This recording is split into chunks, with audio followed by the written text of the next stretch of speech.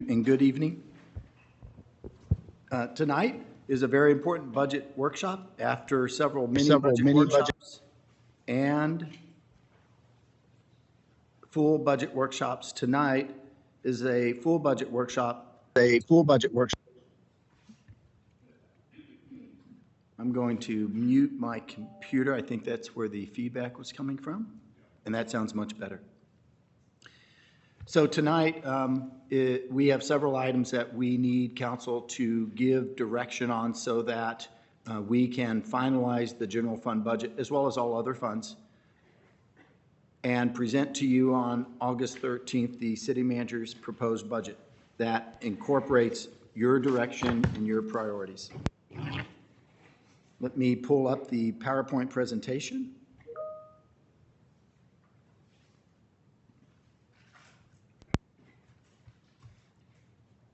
I'm going to pause for just 1 second, and I'm chatting with Mr. Benson.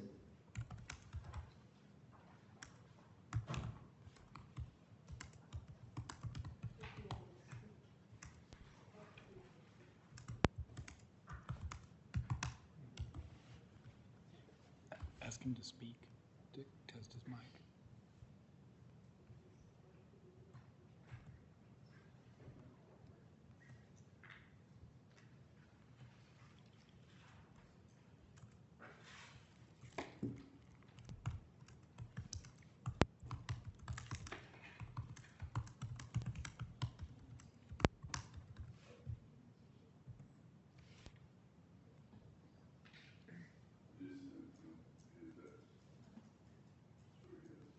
Mayor and Council, I'm just communicating with Mr. Benson right now.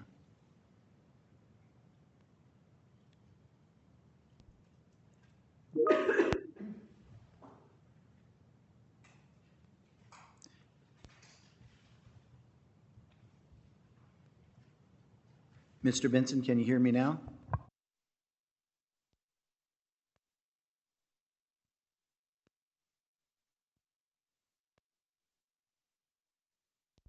Presentation. Might have some echo to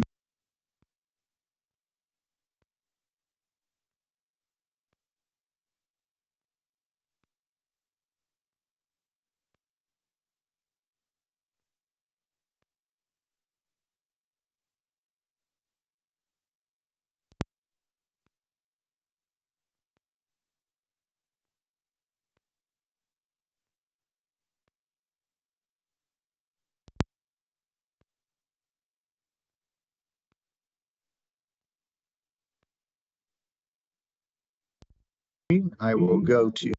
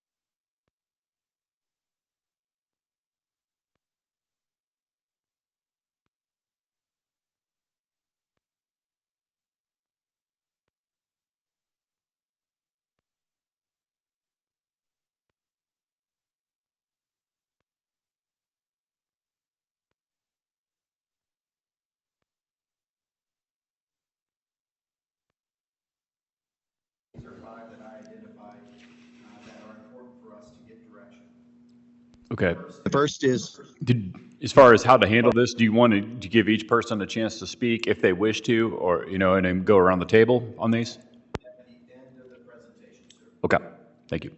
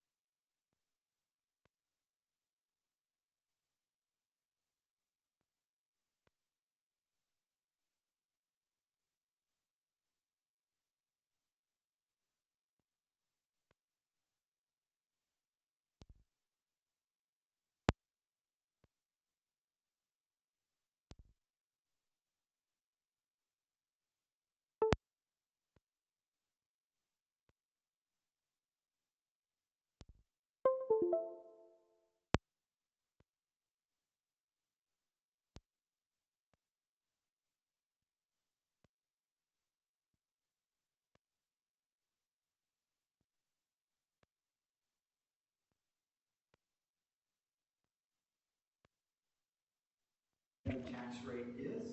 I slipped in the current tax rate that was not on the truth and taxation calculation form, and then the voter approval tax rate. Yes, ma'am. Okay, so it says no new revenue tax rate, but that gives us a $500,000 delta. You know, I guess I would think just in layman's terms, you know, no new revenue would be break even, right?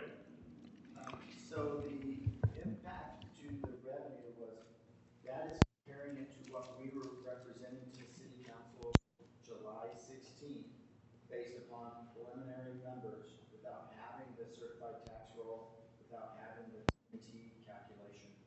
So the no new revenue tax rate, based upon what we received last Thursday, Friday, would decrease our revenue from previous estimates by nearly $500,000. That's what that means, sir. So we were already on July 16th showing you a general fund that only had a 25.2% fund balance. And we're required by our policy to have a 28% fund balance. The no new revenue tax rate.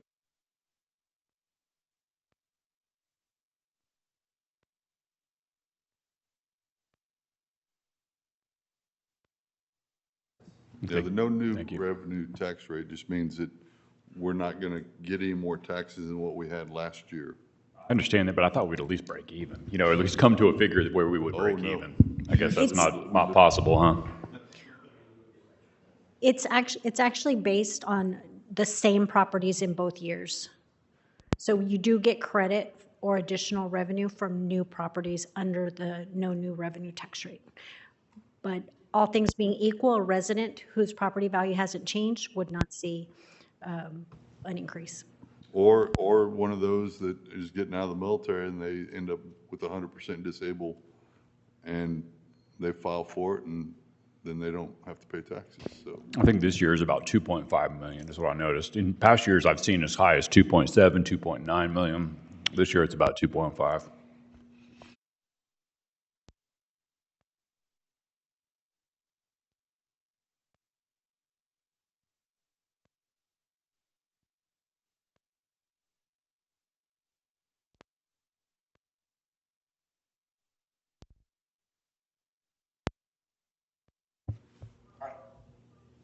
Mr. Benson, can you hear me?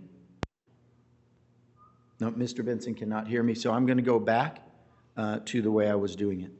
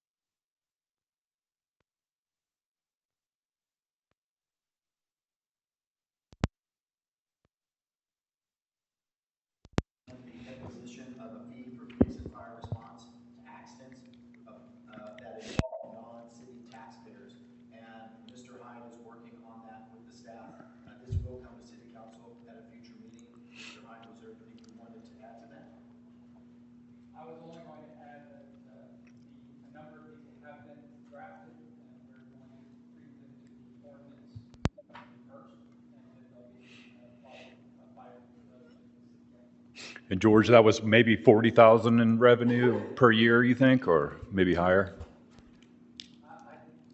I hope you make nothing because that means you don't have any money to had accidents. Of course. The higher the accident rate, obviously, the more cost would be recovered. Okay. I guess if we try to back test it and see, in previous years, if we were doing that, hypothetically, what we would have pulled in. Okay. Thank you, George.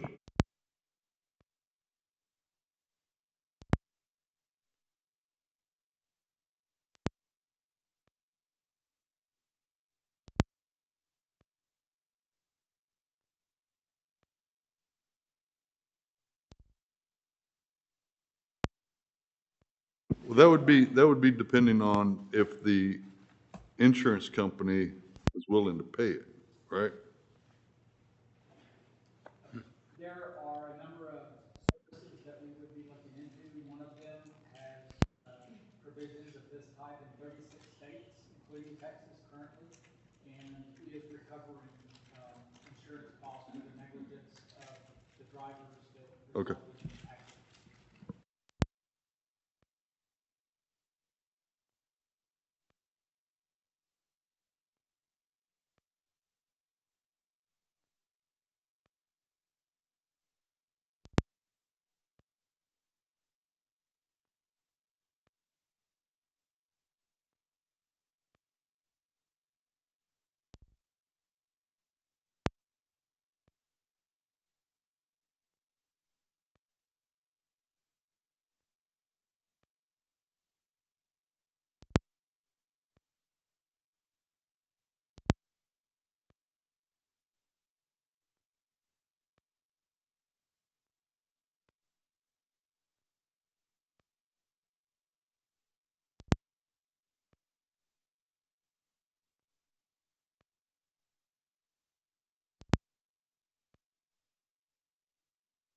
Back and negotiate with shirts.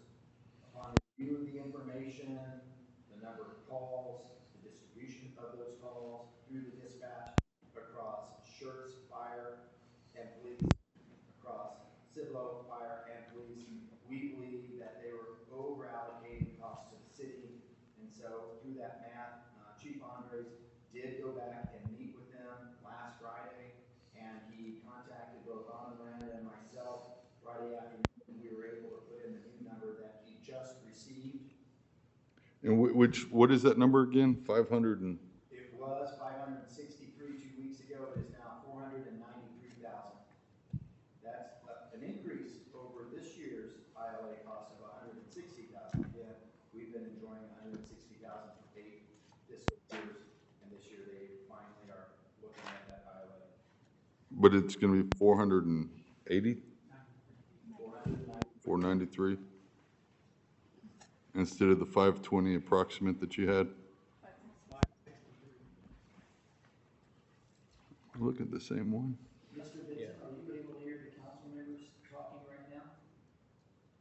I've got 520 here and 650. All right, sir. If Your microphones, guys.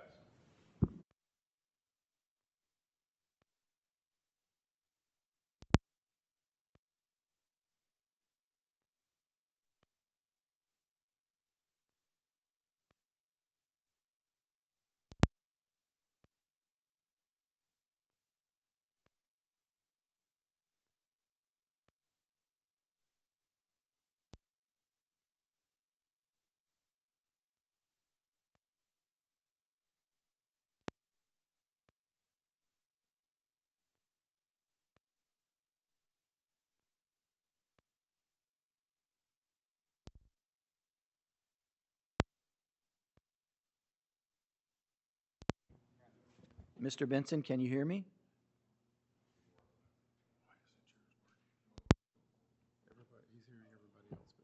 Well, he says it's muffled. Well, I know that we discussed it when we had, I know I'm letting people know so where TG can, Mr. Benson can hear what I'm saying. Mr. Benson, can you hear me? Mr. Benson? Yes. But then we would have to have a room set aside It's got to be static free. There's a whole lot to putting in a, yes. Yep.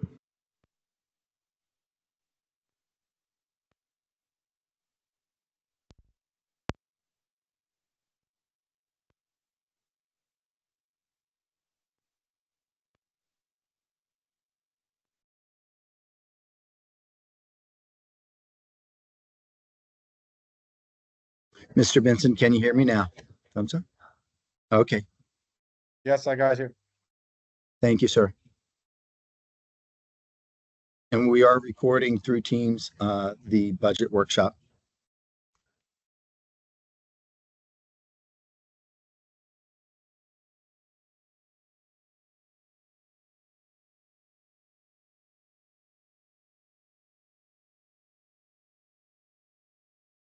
Mayor and City Council, as I was saying earlier,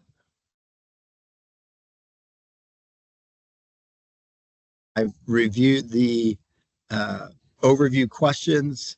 I covered the feedback that you provided at the July 16th budget workshop. I've stepped into the general fund overview. My previous slide here. This is the first overview slide for the general fund. And so, as you can see, we had some good luck over the last 2 weeks with our mandatory costs going down. Also, the Guadalupe Appraisal District ILA increase we reported last time was 20,000. We confirmed it's only 10,000. So that was a benefit. Our health care, we were projecting an increase of 6.2%, which was roughly 77,000. However, through the good work of our competitive process and our healthcare broker, Veronica Sanchez and staff, we were able to create a new program that has 3 healthcare plan selections, and we're able to have a flat cost to the city over FY 25 compared to 24. We do have a slide on that later on. So moving on from this,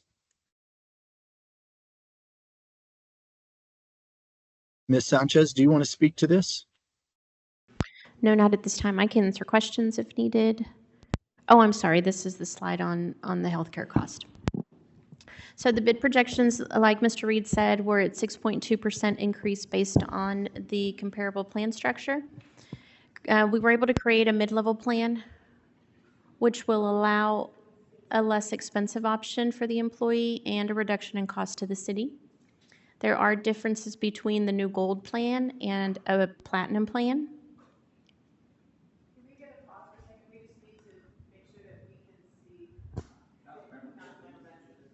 Oh, okay, sorry.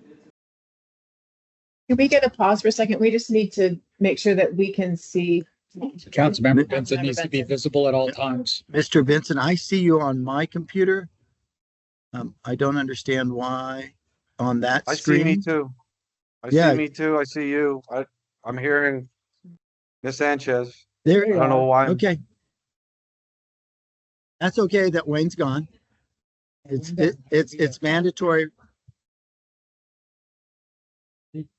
Plug you back on. I did nothing. Tracy, if you can hear me, would you please flip it to seeing Mr. Benson?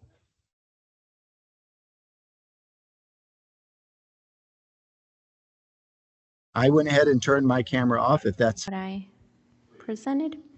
I'll start over with the slide. The bid projection showed 6.2% increase based on comparable plan structure. We were able to create a mid-level plan, allowing a less expensive option for the employee and a reduction in cost to the city. There are differences between the new gold plan and the platinum plan. I will have that in detail for you at the council meeting on August 13th.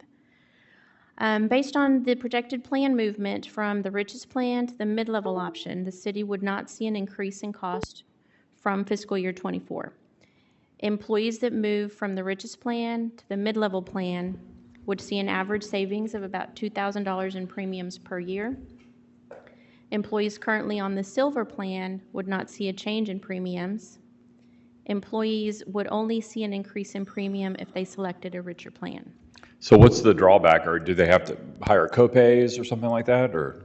There's a difference in copays, yes. The new mid-level plan, depending on where you're moving from, you would see a difference in the deductible, and the mid-level plan would have the option for copays for visits versus what's currently available on the silver plan.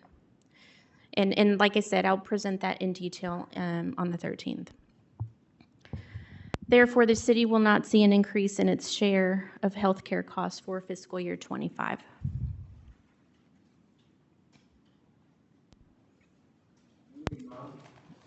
Well, if they decide to stay with the highest, they would be paying out of pocket, but the city isn't funding. That's correct. Okay. I've talked about this already. So again, we went from 563,000 with an initial proposal from Schertz down to 493.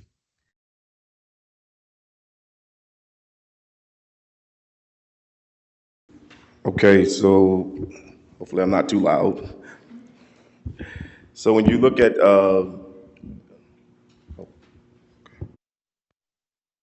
when we look at this, the proposal, I think it's Mr. Reed talked about, I met with Chief Lowry on the 26th. We had some discussions about this ILA.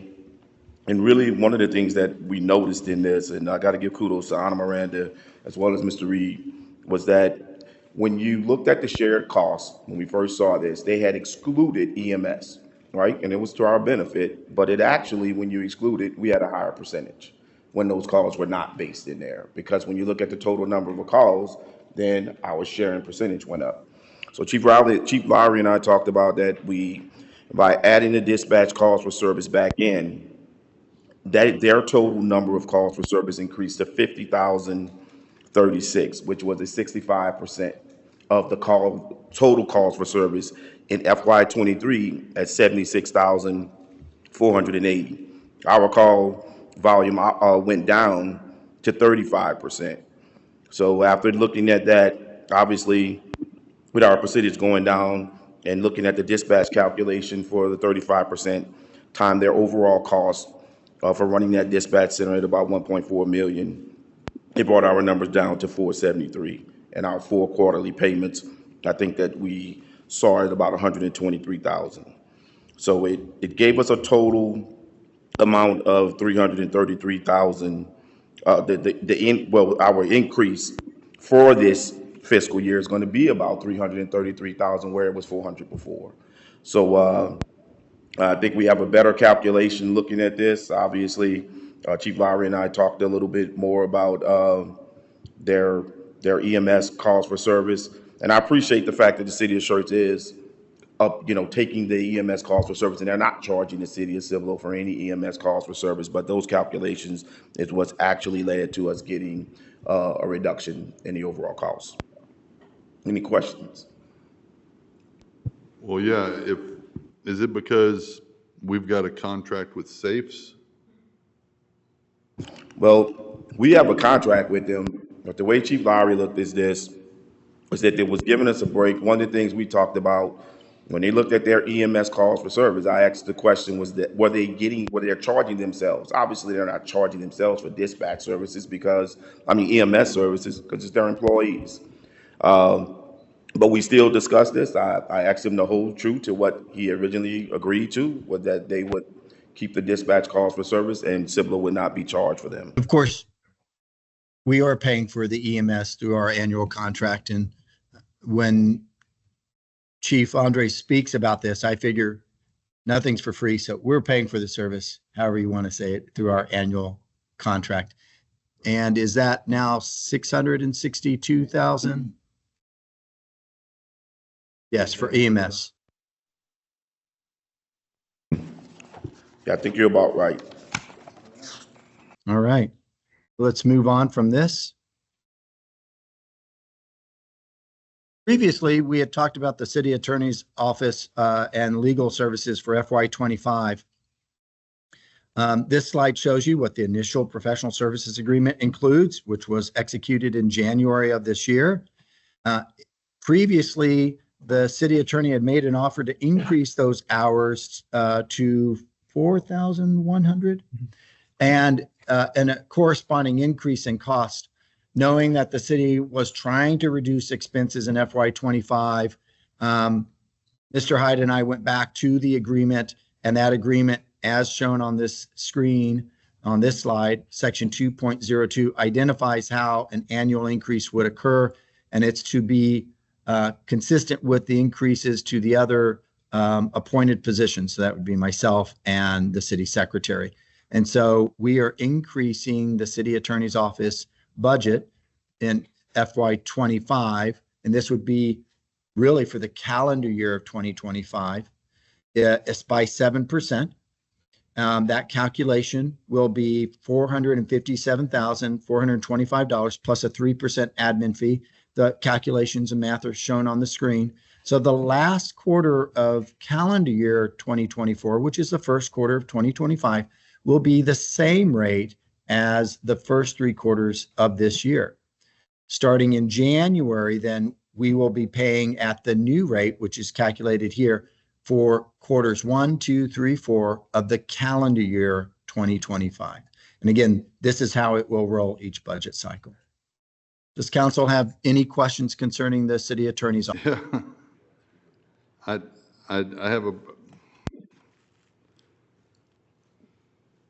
we're already paying a lot, and I understand. I mean, he's pulled me aside. We've talked about it.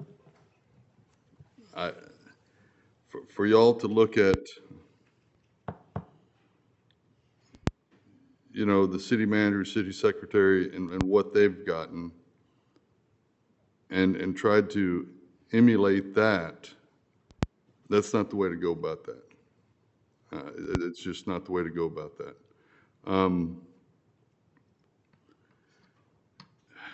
That's a lot of money, and I've got to look at my taxpayers and let them know that we're looking at increase on our legal fees. I'm not for this. I'm just going to tell y'all right straight up. I'm not for this. Mr. Hicks, I appreciate that comment. You know, the city council approved this contract, and I'm just representing what the contract shows. I think to honor that contract, the math right here on the screen is what we've put into the budget. The what was put into the budget is the 427.5, right? No, sir. 471,148. Okay, sorry, I was looking at something higher in the document. Thank you. Yes, 427 is what the initial 4 quarters of service are, plus the 3% admin fee. And this excludes, of course, litigation and special projects. To compare apples to apples, you would need to take the 427.5 and the 12,825 from the existing contract year, and then subtract the 471. So the total amount of increase is roughly $31,000. That's it. Okay, 31,000 is the increase. Okay. Yes, sir.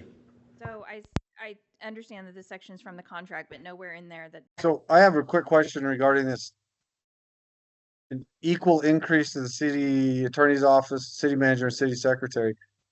I think my concern is that generally speaking, those are discussions we have as a council to decide what the increased pay should be, rather than here in a presentation slide saying I'm doing the equal work. I think those conversations are based on, certainly city manager has an entire evaluation we perform.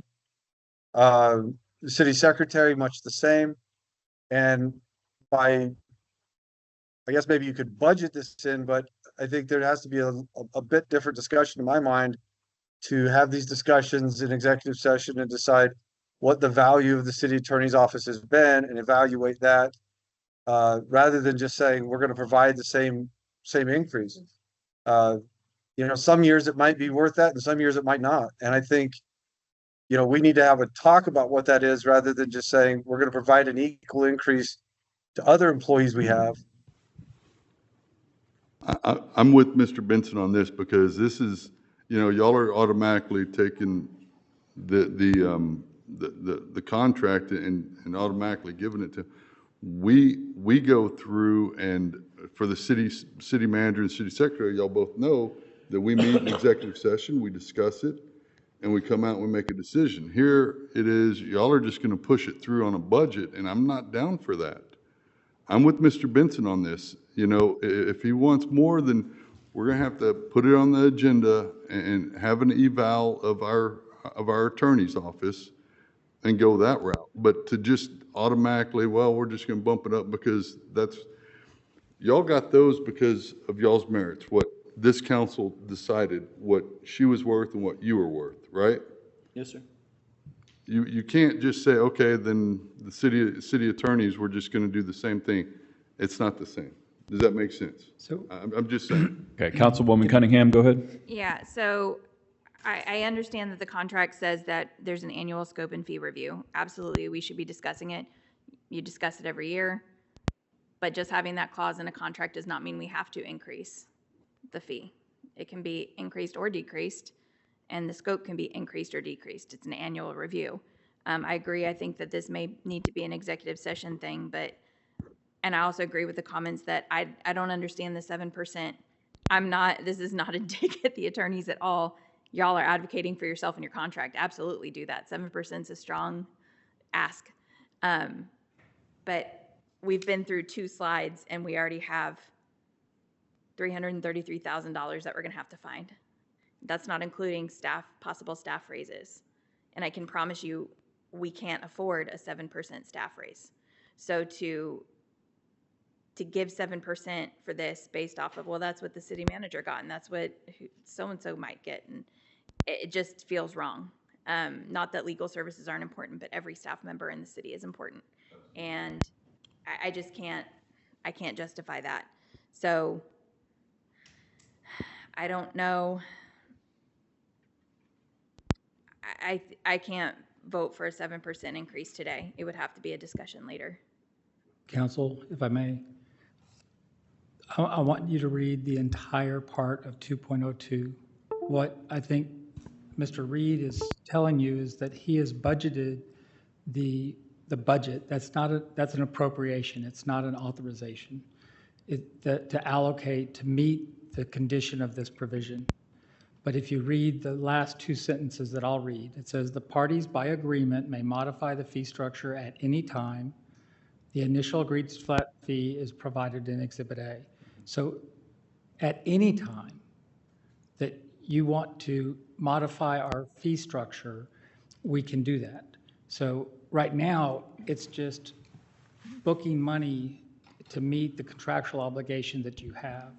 That's all you're doing right now by passing the budget. So bookmarking money, I understand that, bookmarking the original agreed upon amount, but the bookmarking 7%, the 7% I'm not seeing in the contract anywhere. Well, okay, so. And I'm with Councilwoman Cunningham on this.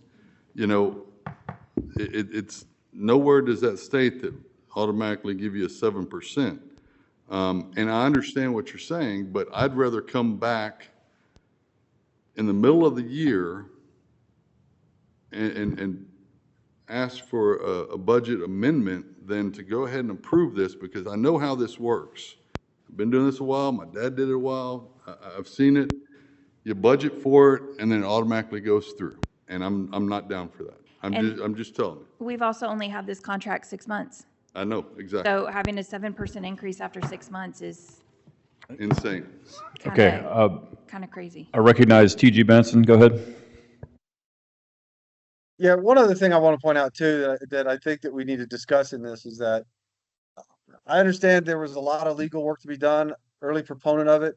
I think also that we really need to start nailing this down. I mean, I get the flat hours and all that. And I know that it sounds like in past discussions, we've used a lot more of those hours. And I think maybe we need to start figuring out why. I mean, we recently had some situations where, to be honest with you, I disagreed how hours were being spent by the city attorney, and some of those billing hours were being racked up. I know it was flat fee, but that's then how it drives on a spreadsheet. This is all the hours I spent.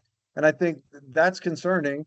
And we need to have a serious conversation about how many hours do we really need in a city to have with the city attorney. And if we're overshooting that by big gobs, then we need to figure that part out and maybe have a much better discussion because, you know, when we first looked at this contract 6 months ago and, you know, we wouldn't think we were going to approach that number of hours. And then I'm told we've surpassed that in bunches.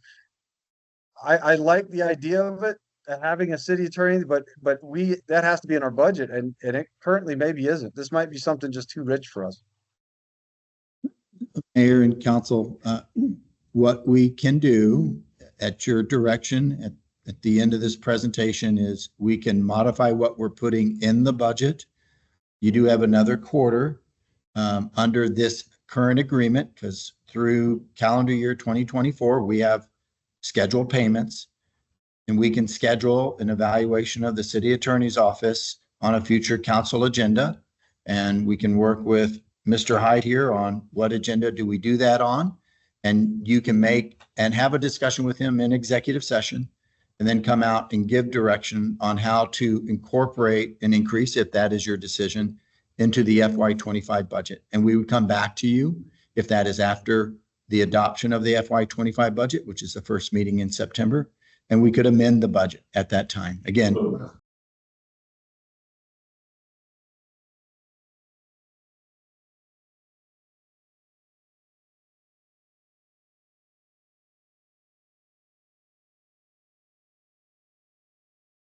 If that's the direction, Mr. Reed, would it be all right to consider approving the budget on the 17th, the second meeting of the month, where we could have that meeting with him on the 1st of September and do the final approval so that we knew what we were actually budgeting?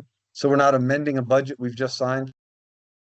unfortunately, Mr. Benson, the city charter says that the city shall approve a budget not less than 20 days before the start of the next fiscal year. So that would put you at the 10th of September. So we cannot delay the adoption of our budget unless we want to risk being in conflict and out of sync with our city charter. So you can always go back and amend the budget. We do it every year, right? We try to minimize those. When I came here, you were on the 6th budget amendment in FY21. We've not exceeded 3 in a given year since I've been here. So yeah, we're at 2 and we won't do another. I don't believe we're doing another budget amendment this year. We will. Yeah. All right. Yes. Okay, let's move on past the city attorney Thank you, fees. sir. Let's go to the next slide. And thank you for your feedback. This is outside of the flat fee, and these are litigations that the city council authorizes the city attorney to be engaged with. Do you have any questions on these matters?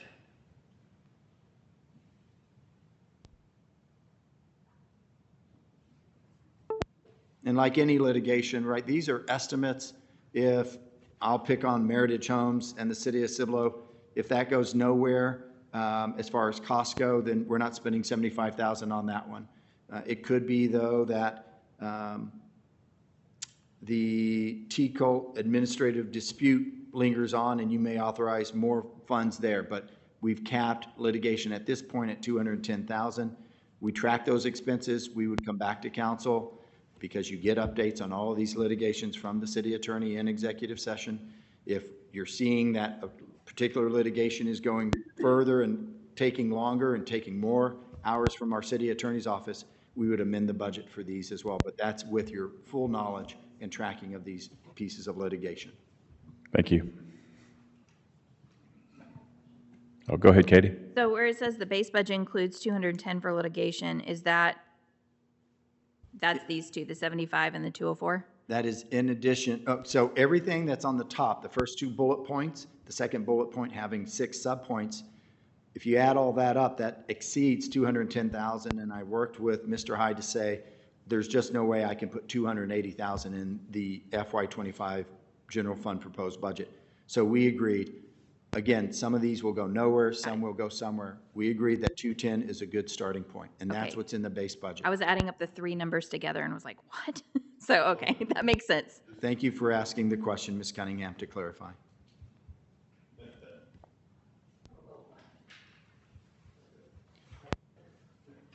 As we represented at the past budget workshops, right now, the proposed general fund based budget, proposed budget, does not include these items.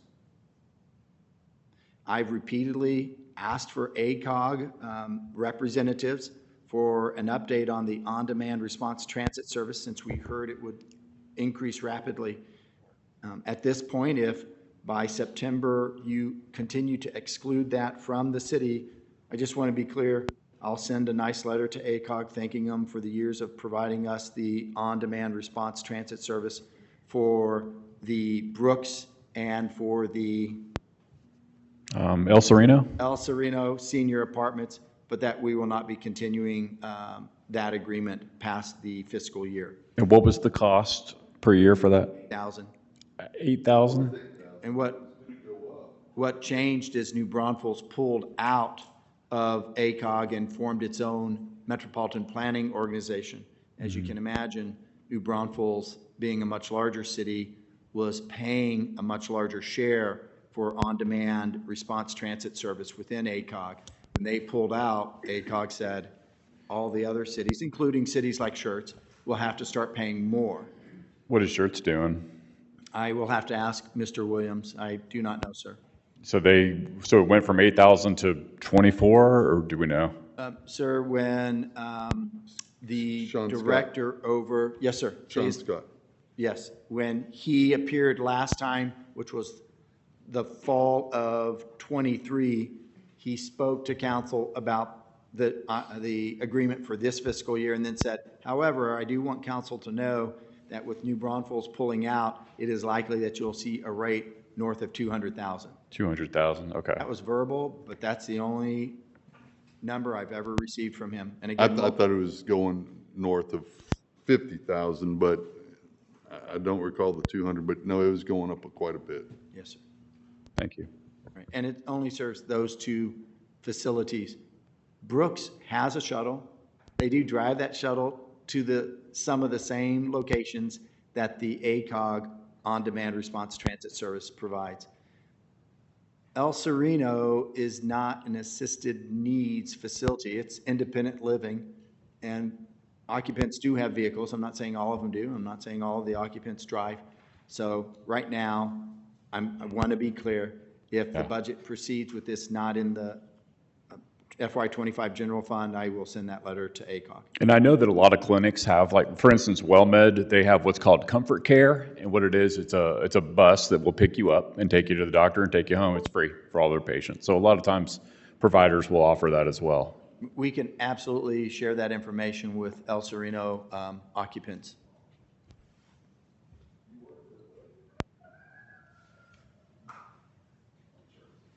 And the last point here is that the SRO program, Ms. Miranda, has been loaded into the base budget per the ILA.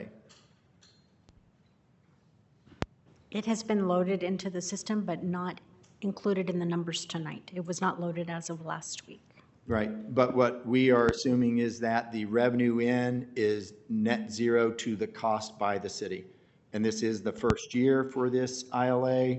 We will be bringing back the job description for SROs to City Council. We'll be bringing back a draft council policy about how we annually renew and review this agreement in conversations with representatives from the school district. So right now, the SRO program has been loaded in, and we're considering it cost neutral right now. And Mr. Reed, I think for capital outlay request, I think, I want the rest of council to understand that that includes traffic studies. And so we don't have money for those. We have, since July 16th, I asked every department head for some hard decisions. I said, we need to balance the general fund budget. I'm asking you to go back and find things that are needed in your day-to-day but aren't mandatory. So it's not mandatory that we have funds in the budget in Public Works to do traffic studies, sir. You're hitting one of those things that Mr. Foose did go back and reduce the funding on, because we knew we needed to reach that 28% fund balance. We reduced our expenditures by $328,000 by asking every department head to give up some of their base budget. And so, to be clear, this base budget is very lean. So with the traffic studies,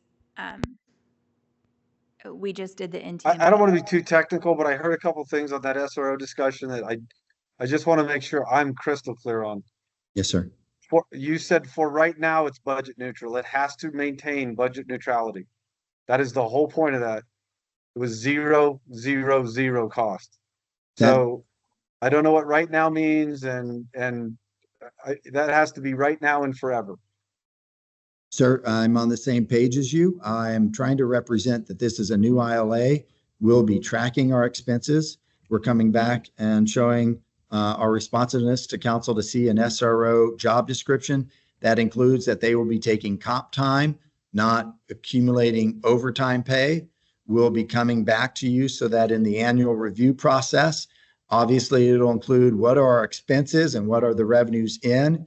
And I've had direct conversations with Brian Huggins and Chief Andres that this has to be cost neutral. Well, to add to that, Mr. Reed, are they aware of they're going to be paid salary just like you're paid salary, just like she's paid salary, Anna's paid salary? Are they aware that that's how that job description is going to be? I'm going to let Chief Andres respond to that question. So we have not met with our SOs yet one-on-one. We're developing the policy as well as the job description. I don't want to meet with them premature until we have that. We have had questions about that because of what they had at the council meeting. We have talked with our employees about the fact that they would be earning comp time. But I think we need to be able to thoroughly explain that to them, as well as the employees in the program. So the sergeant is on the committee. We've met, myself, Ms. Veronica Sanchez, as well as Mr. Hyde on Friday, because we're quickly getting this policy developed. The first people we will meet with is the SROs. They will meet with us, and we will talk about that regarding their work at the SEUC ISD, not when they're working for the city, i.e., which would probably only be Cibolo Fest or any other thing that came up with a holiday parade with those employees. Thank you, Chief. So I'm going to give Katie Cunningham the floor, but after that, I want to try to get through some of these slides before we ask any more questions. Let's try to save our questions. Go ahead, Katie, and then George. So the traffic studies, we just approved the NTMP, which includes an application for neighborhoods and residents to ask for things that would require a traffic study. So are we going to be able to do any of those that are submitted? You will be able to do neighborhood traffic management program projects. Not all of those require traffic studies like we're talking about when we're talking about Cibolo Valley Drive and Borgfeld Road, where we're looking at the traffic signal, not just the traffic counts. So yes, the answer is we will be doing those. And to Mayor Pro Tem Hicks' question, the Fair Labor Standards Act does not allow police officers who respond to calls to be paid by salary. They have to be paid hourly with overtime. Here, though, the method by which the city is using the compensatory time is a method by which you can basically burn off overtime without having to increase any income to the individual. They get more time off. George, okay, so we've been here about an hour right now, and so we've probably gone through a pretty small percentage of these slides. So let's move along. You've seen this slide before. For sake of time, I'm moving on. Just a reminder of the request for positions, and then given budget request, none of these positions are in the base budget. So the general fund overview as of today, and again, assuming the creation of a development services fund, which is not adding new employees, it's removing 7 employees from the planning department and putting them into a new fund, like you have a utilities fund and a drainage utility districts fund, which has employees in it. With that assumption, This here shows that if you had a tax rate equal to what we have today, that we would end this proposed FY25 budget with a fund balance in excess of 28%. And you'd have I'm going to round it up, $345,000 for you to allocate to priorities that you would like to do in the FY25 budget. Because the truth in taxation calculation showed that your voter approval rate, and again, that's the rate that you can approve without asking the voters to approve it, because it's, again, in general terms, it's increasing your revenue by 3.5%. And if you were to go with the 47.69 tax rate, you would have roughly $600,000 to address your priorities in the FY25 budget.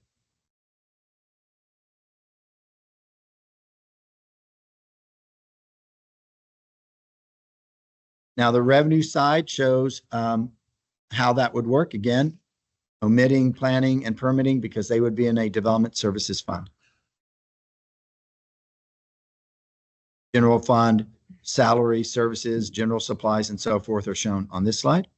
Mr. Reed, when you're talking about the 344,000 and 592,000, is that including these things you just went over, the 31,000 additional in legal, the 333 for dispatch, and then 967,000 in positions? That's already built into the budget? That is built into the And this budget. is left over after that? Yes, ma'am. Okay. No, not the 967 in Oh, positions. Sorry, Not slide these 16. positions are not in the So budget. not the 5 officers, the 3 firefighters, the infrastructure inspector, and the building custodian? Right, correct. Those are not in the budget. So, Ms. Miranda, thank you for catching. I misunderstood. Ms. Cunningham, this slide right here tells you what's not in the budget. No new positions are in the FY25 budget.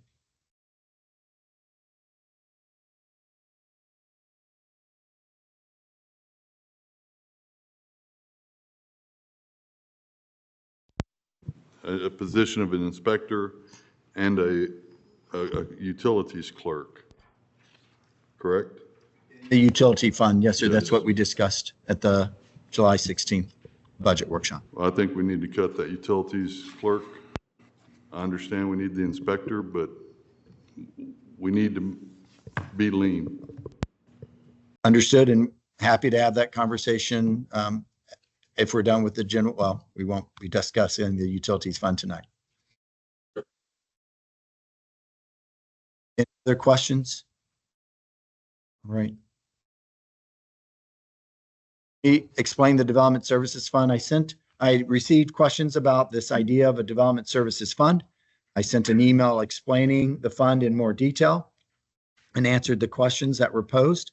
So this slide right here shows that a development services fund, which is proposed as an enterprise fund, would operate like your utilities fund and your drainage utility district fund. The positions and operations in this proposed fund would operate based upon the fees collected from the customers. It would not, therefore, use any taxpayer dollars for the delivery of these services. The reason why this is a benefit to the general fund is because at present, if the planning department was left in the general fund, it's roughly a $1 million budget. Well, you have to have a 28% fund reserve. So therefore, to cover those expenses, we need $1,280,000 to generate the fund balance to cover the planning department. The benefit by pulling out the planning department, along with the building services, is it relieves general fund from covering 28% for those expenses. So if you do not create a development services fund, I went back to the slide and I'll do that now.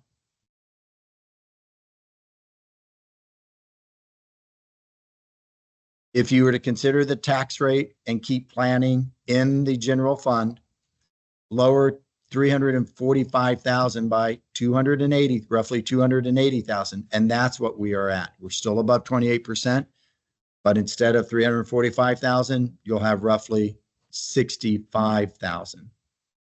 If you were to go to the voter approval rate, you would not have 592,000 in the general fund. If you leave planning there, you would subtract 280,000 from that and you'd get 312,000. I see nods heading, so I'm doing math in public decently. So the Development Services Fund would pay the salaries of the planning department, right? That is correct, sir. Thank you. Code enforcement remains in the general fund. I'll walk quickly through the compensation and market study. This information has been shared with you previously. This is the same slide as has been shown at previous budget workshop. These numbers have not changed. Here is Public Works. For the general fund, it's only the top two. That's streets and parks. When you add up those two areas, that's 87,000. And so when you add 87,000 to the 662,000 for a 95% to market, that's roughly $750,000 that you need to move police, fire, and the essential personnel in Public Works to 95% to market. Again, those numbers have been the same and are the same from previous presentations. We had a slide earlier on and explained this right here. This is the same slide. We dropped it in here because of the flow of the presentation. Unless you have a question, I'm moving on.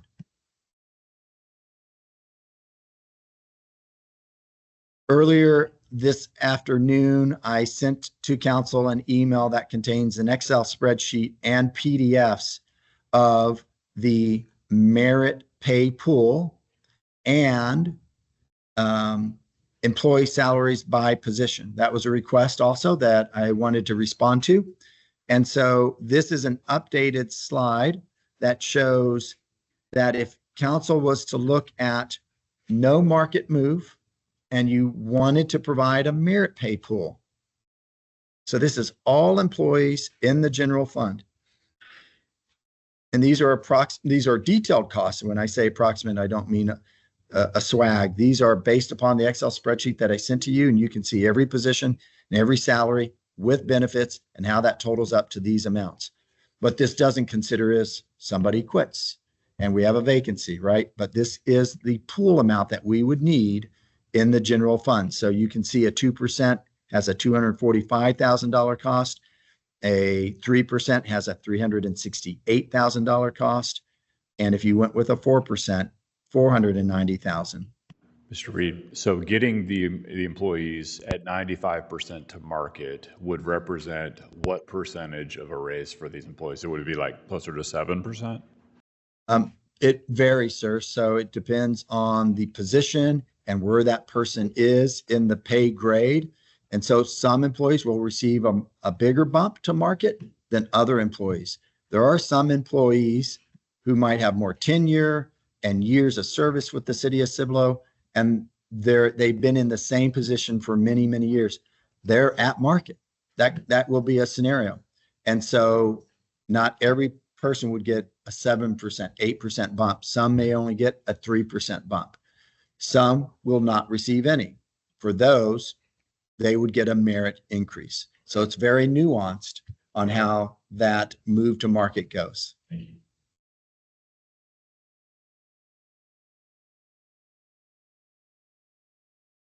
To be clear, if you are able to find a way to move police and or fire and or public works to that 95% to market, you would deduct most of that row under a 2, 3, or 4% merit, okay? We're not moving people to market that get a significant bump in pay and then giving them a merit. That's not what this is. There's no double dipping, if you will.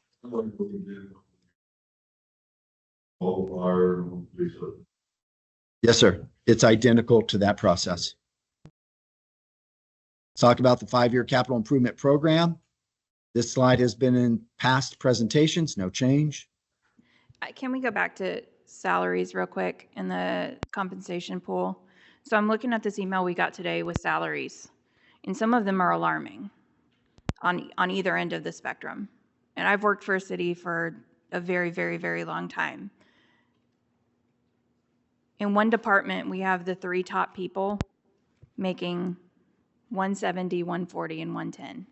and the department has maybe 3 additional people other than that. On the flip side, we have public works employees that are making less than a living wage. How? How can we be okay with that? I've never seen the salaries laid out like this, and so it's never raised this much of an alarm.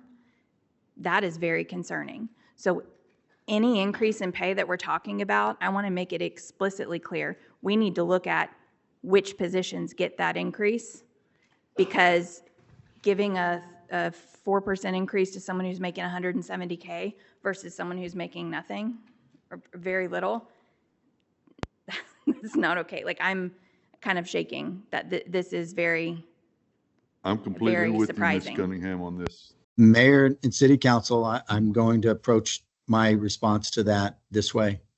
We have done a market study in 23 and we adjusted pay for all positions. We started with police and fire. When I started, I presented in my first 60 days a presentation that said to you, you're underpaying firefighters. I'm only speaking of that entry level. I'm not speaking of lieutenants and FAOs and the chief. You're paying them 33% less than the counterparts in our competitive cities. And you're paying police officers 24% less than their equivalents in our competitive cities. We used market data to drive salary changes and adjustments. And therefore, our police and firefighters in the FY22 budget were moved to market. And we were paying them what the market would bear. What we were paying them before was not paying them for the value that they brought to the job. So I understand that you're going to look through every department and see some salaries that are high. What I will tell you straight face, and I'll sit down with you, is when we compare those positions in other comparable cities, we're competitive.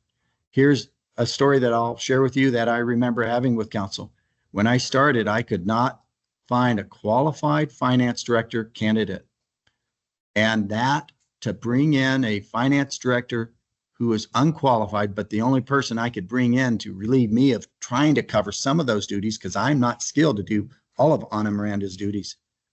I had somebody who could not do the job. And let me say that it would cost you millions of dollars if I don't pay market competitive pay for those highly skilled positions. And so I want to be very clear. I think your market study and the market rate was the right choice, and I think that was desperately needed in this city. I am not fighting that at all. What I am concerned about is when I see 3 very high salaries in one department that is very small. I question why we need 3 very high salaries in a department that is very small. That's what I'm looking at.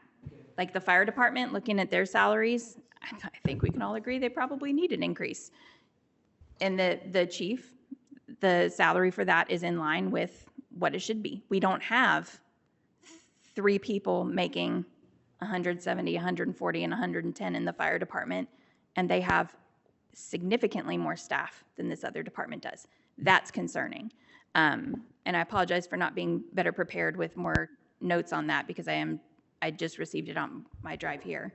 But that's... We all just received it, so. I am concerned about that. I want to do what's right for staff, but I've worked for cities, and I know that a lot of times the staff down here suffer because we keep adding more and more and more management. And I'm not saying that's what's happening here, but on paper, just at a glance, it appears that could be happening in at least some of the departments where we have lots and lots of people up here, and that money is getting stuck up here as opposed to here. So those 3 alone would give us enough to pay for dispatch, or would give us enough to pay for those police officers. Police officers are what, $567,000 to add 5 police officers, and those 3 salaries are $400,000. Like that's Under that's how 500,000, I'm seeing yep. it in numbers. And I'm not saying that people here, even if they make a lot of money, are not doing their jobs. It's just on paper that is very shocking. I'm happy to have this conversation with any council member or council members after this meeting between now and the August 13th meeting. I've got the same problems with that as well as Ms. Cunningham.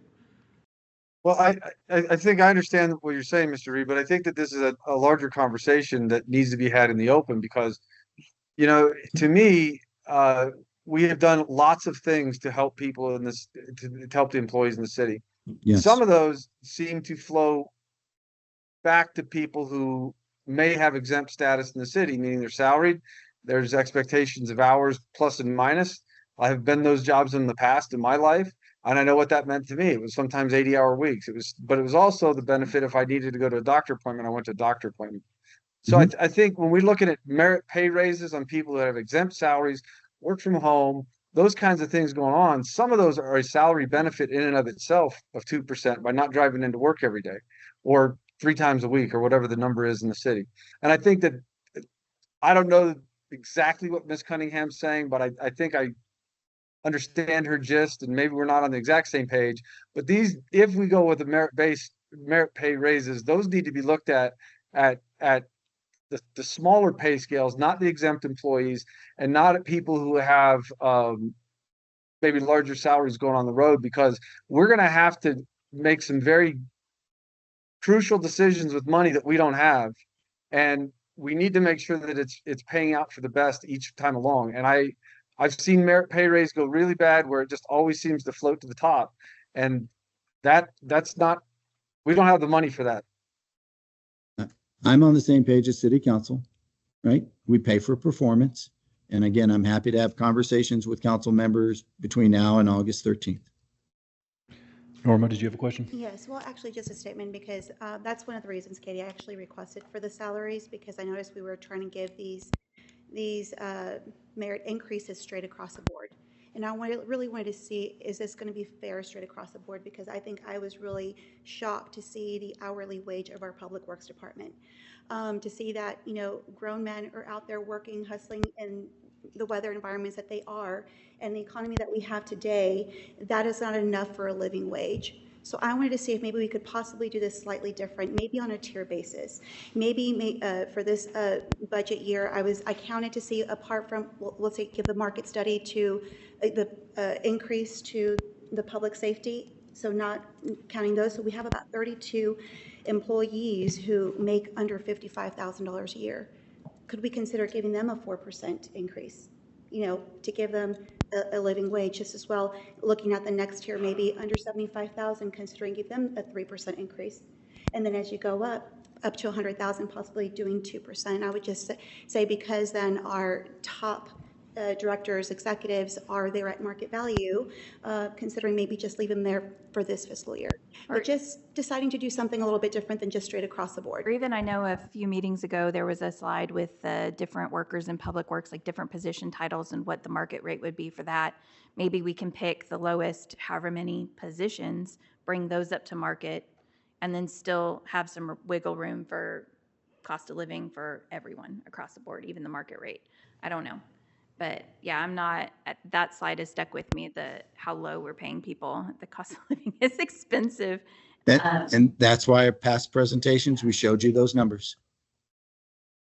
I appreciate council's concern for paying employees what market shows that they're worth and trying to find ways to get there. So if you don't mind, we. And to Mrs. Sanchez's comment, that's something that I've tried since I've been on council. You've got people making $100,000+ a year, and I'm not taking it away from them because they went out, they got degrees. I get it, but whenever you've got your worker bees busting their tail, any overtime that they can get, you know, they're trying to make a living, and I've asked that for many years. Okay, the exempt employees, executives, you're not getting an increase this year. We've got to take care of those lower people because they're struggling. And if we have another 4 years of what we've had in the last 3.5, I'm not trying to get on political thing, but if we have that, we're gonna be hurting. And we've got to look out for our employees. But we also need to look out for the taxpayer. I mean, this is the taxpayers' money. This is the taxpayers' money for services rendered to them, and they deserve to have. Our fire need to be paid what they need to be paid. It's where they stay here. Our police need to be paid what they need to be paid, and our public works. The executives, I get it. You know, y'all went to school. You got I've got a degree. I know Miss Cunningham's got a degree. Mark's got a degree, Colonel Hetzel's got a degree, I know Mr. Benson's got a degree. I get it.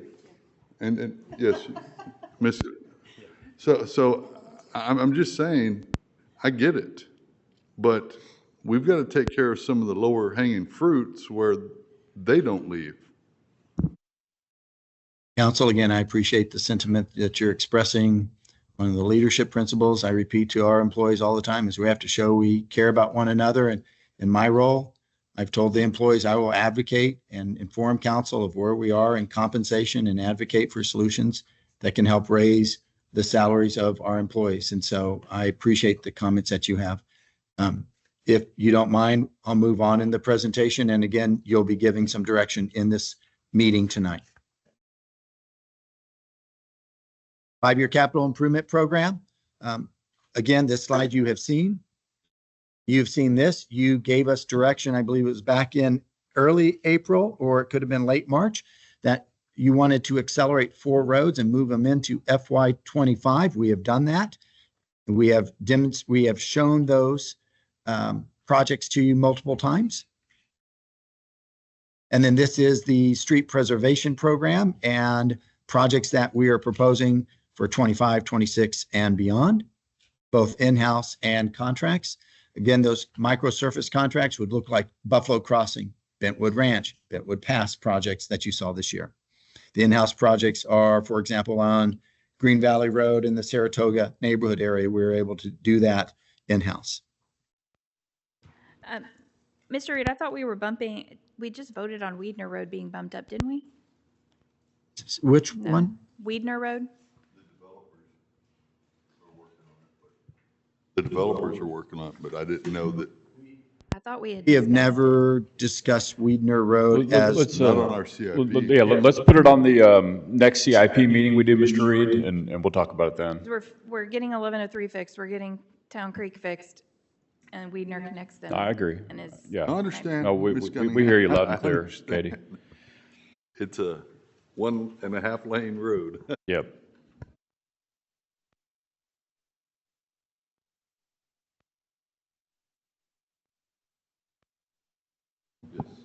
But I just want to be clear, this council did not give direction on Weidner Road. It was the roads that you see on this slide right here. And I also like to mention real quick, because we had Town Creek residents come in, I didn't see anywhere within our lists of the sidewalk to go in alongside Town Creek Road just as well. So I just want to bring that to council's attention to consider that when we reconstruct Town Creek Road. Yep, we will. Thank you.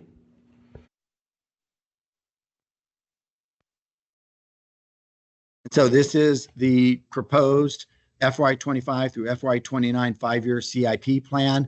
In the past, we would load the 5-year plan across all years for reasons that council understands. We're leaving quite a bit of capacity unallocated because we are working through the transfer of 5 square miles of wastewater CCN.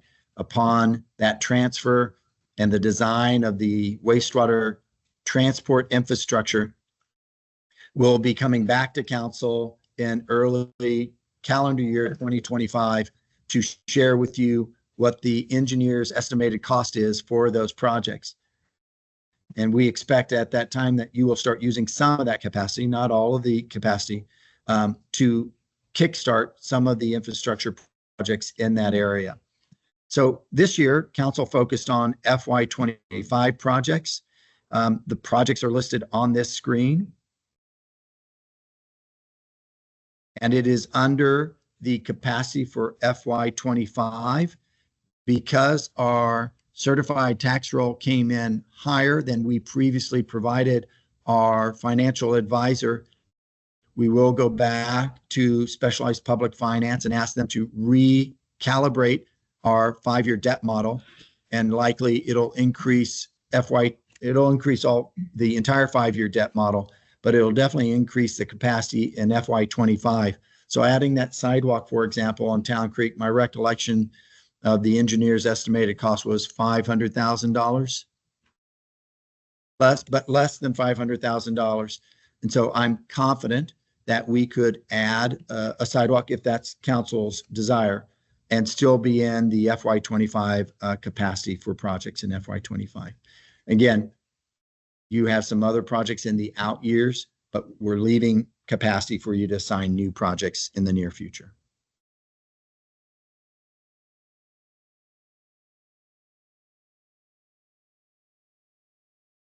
Excuse me one second.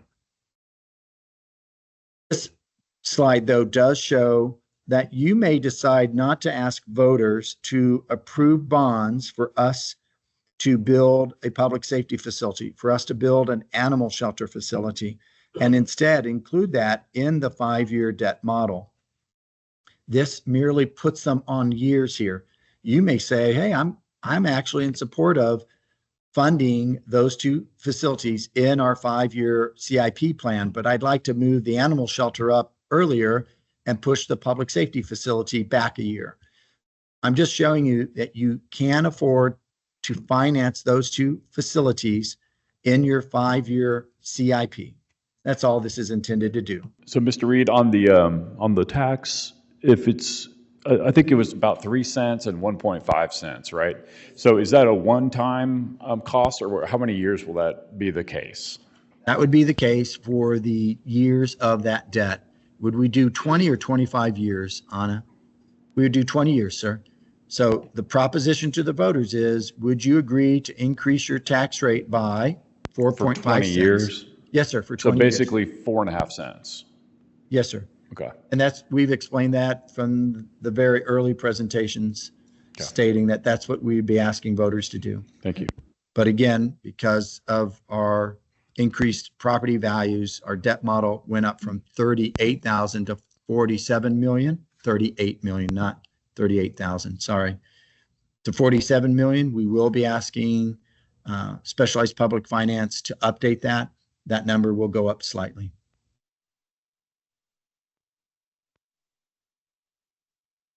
Under this model right here, we did not include the 2 facilities, and you can see here that this is less than, or not less than, but is just a different way of building the model.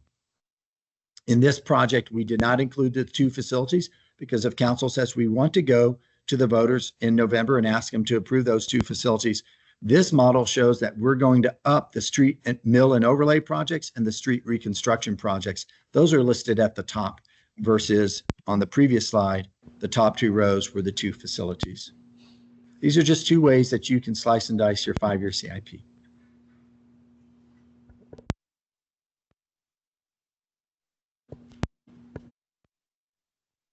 This right here has also been presented, and what I would say is that Public Works is looking at proposed reconstruction projects, Hakerville Road from the point A to point B shown, Weidner Road. So Ms. Cunningham, while it was not something that you asked us to accelerate into FY25, it was proposed because of the condition of the road. It would be maybe FY26. Perfect. No, I remembered seeing it somewhere, and then I saw the slide, and I was like, oh, that's. And Joel, what is percentage being done by developers, you were saying? On Weidner, what percent is being done by developers, or what area? Well, Mesa. No. Was, So they Which are, gets you from their entrance to 1103, is that right? no, so on Weidner it's just a Road, small amount. on Weidner Road, 5% of it. It's not much. on Weidner Road, those developments are paying their traffic impact fees and are contributing towards money that we would use to improve Weidner Road. So, Mr. Reed, on the option 2 for the 5-year CIP plan, the street reconstruction projects for about 10.8 million, is that these roads that you were referring to, Hakerville, Weidner, and Buffalo Trail? Yes, those Is would that fall what into we're that allotting row. for?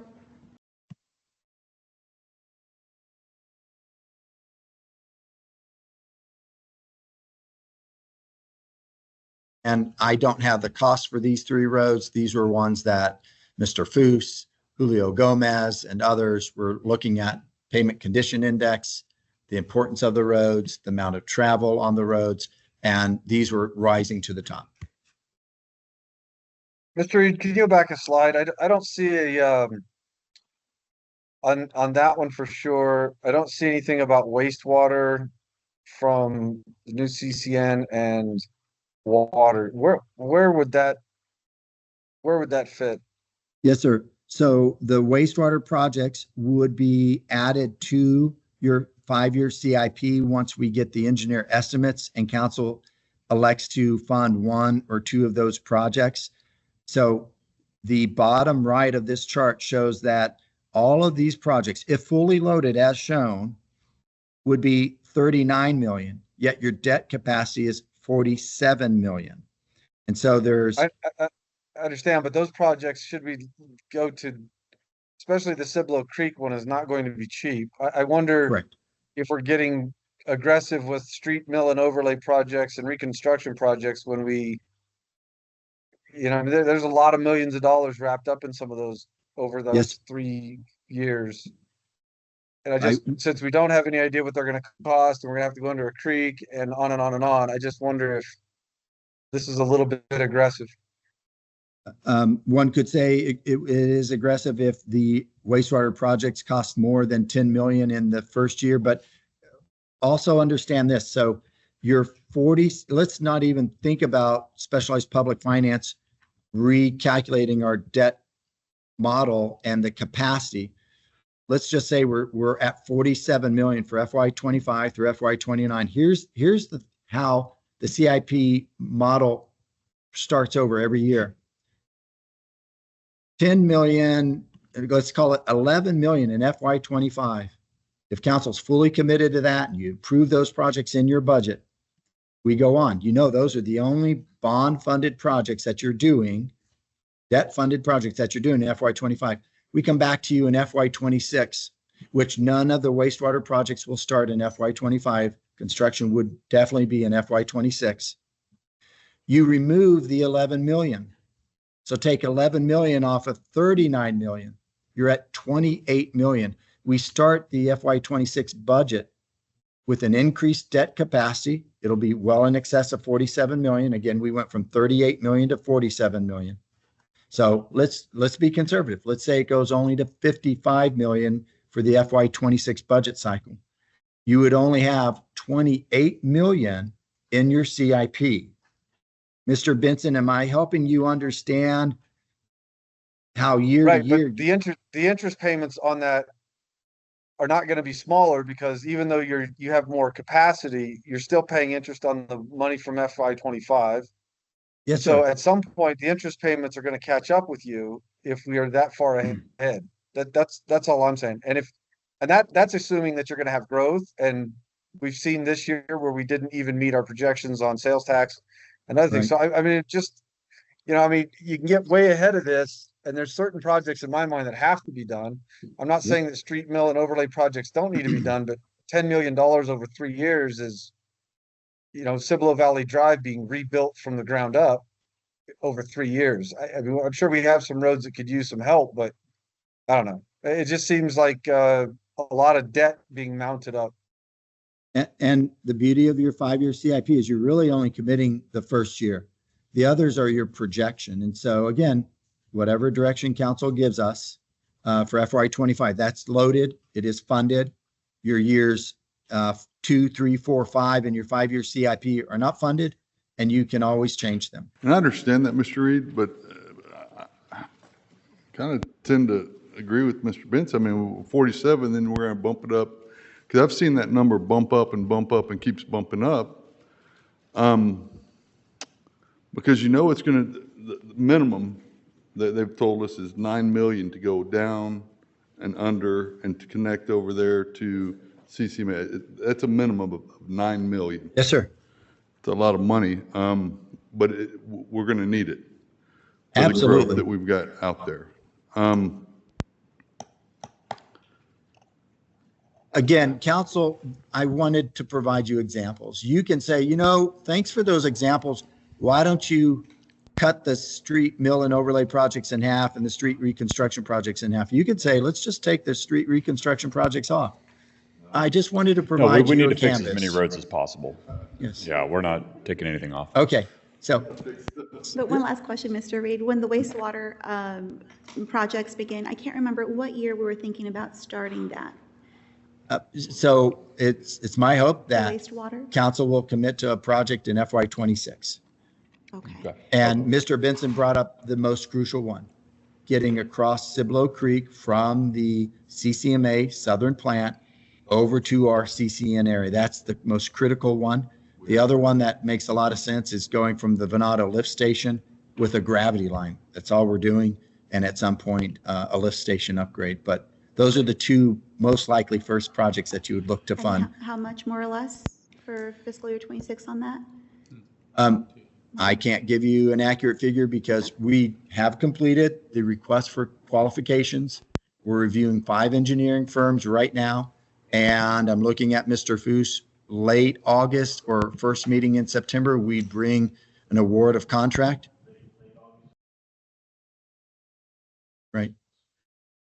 And so that engineer, whichever firm that is, will start a process of 3 to 6 months of developing cost estimates that are not just desktop, which is all we had during the CCN mediation, but giving you real engineer estimates that we can rely upon until we go to a construction plan. So I'm not eluding that question with a very general answer. I just can't give you a solid number. You mentioned a lift station upgrade. That's not Venado Crossing lift station, is it? It would be Venado if the growth area absorbs more, and I'll let Mr. Foos talk about that. Oh, that's a sore subject. So the lift station at Venado has the capacity to serve up to 5,000 houses. The design that's in place right now will serve approximately 3,500 houses. So we wouldn't need to do an upgrade on that unit until we had a tremendous amount of development in that range. The entire structure was built, so to upgrade it, we would only have to add one additional pump, one pump controller, and a few other attributes. The whole structure was designed for 3 pumps, not 2, and we only have 2 installed. So we pre-built everything as if it would be to the ultimate to save on the cost in the future. So the only upgrade would be to some piping, some electric controls, and adding one more pump unit to the overall lift station. And we are proposing an update to our impact fee study for wastewater, because when we're taking on more wastewater service area for which we've not had the responsibility for, we need our impact fees calculated Definitely. for that area. Yeah, let's let impact fees cover this. Well, I understand that, Impact fees Mayor, and developer contributions. Also, Development pays for development. also, we're about to have to start paying into the CCMA, our portion of CCMA South. Yes, sir. And I've represented to you previously that for the first 3 years, it's about 206,000. Right. We can cover that without a fee increase in the utility fund. Years 4 through 10 increases from that 206 to a higher number, which we can still cover. But it is our shared leadership model that my commitment to you is that we are going to be engaging property owners and developers for this growth area, telling them what the city's plans are, what the city's commitments are. And we want they will to pay partner for with it. property owners. Yeah. Come into the city, and these are the rules of the game by which your property can develop, and we can provide wastewater. To approach developers to say, these are the expectations of the city should you want to develop in our CCN area. And through that leadership model of being proactive, being transparent, my aim and my expectation is that we're bringing in developers concurrent with us making investment in the wastewater system. I do not want to be the city of Schertz that has been paying in for 10 years to a southern plant, and they haven't even connected a pipe. Right, makes sense. Do we have any more slides on this, or can we go on to the tax rate? If council has no more questions, yes, sir, I can move on. Okay. All right. I just have something to read to council concerning the voter propositions.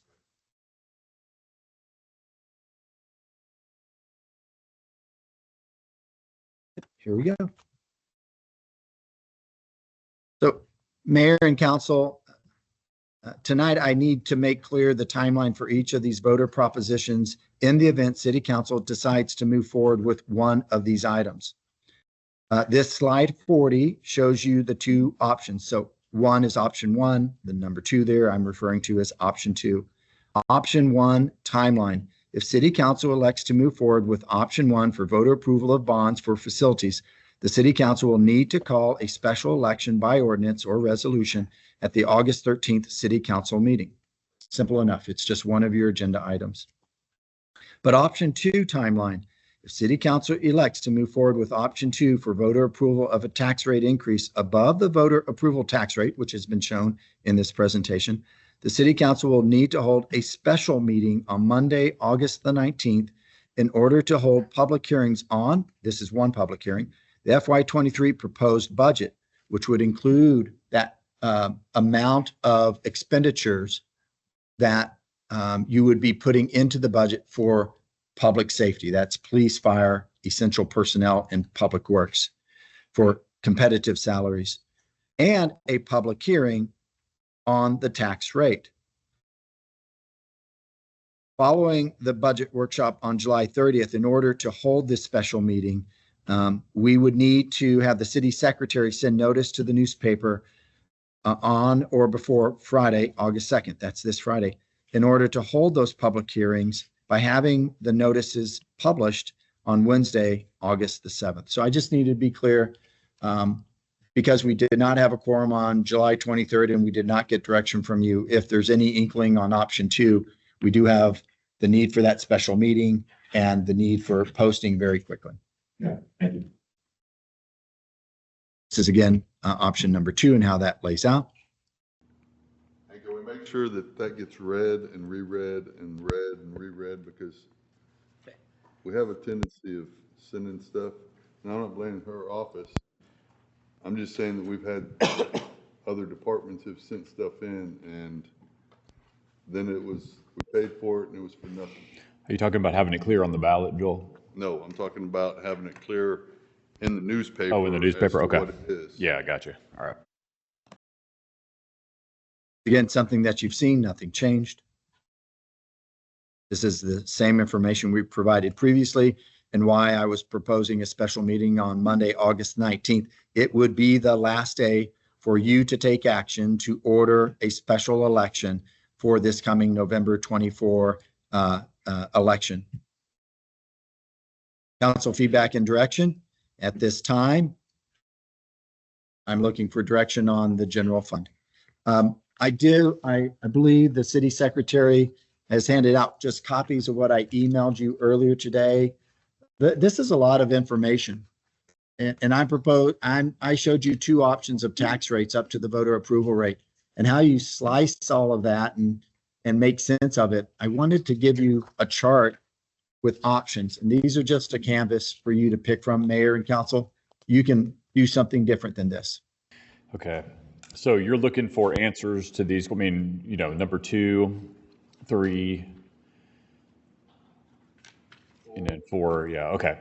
So what I'll do is we'll just go down the dais and then give each council member up to 5 minutes to speak on these items, and then we can take a poll, or if you can take some notes, or if Peggy can take some notes as to what each of us want to do. We'll start with Joel. Number 2. Sure. Oh, me? Yeah, we'll start with you, Joel. Okay.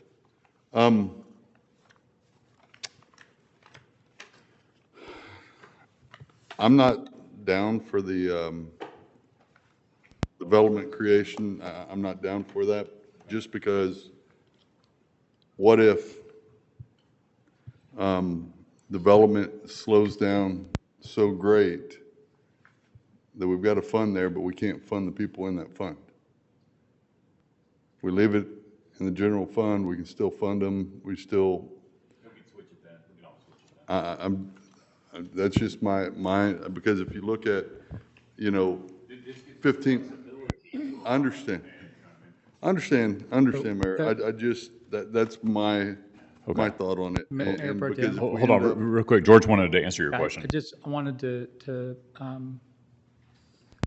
clarify that this would be the form of funding, but by having a development services fund, it does not prohibit, should there be a need for the city council to modify its budget in such a case where other funds needed to be used to fund those those positions. But that would be, so this is more of a, an allocation, not a prohibition of any source. And I get that and I understand it, because me talking with Mr. Reed yesterday, very short couple minutes about this, he explained it to me, and I understand. I'm just looking at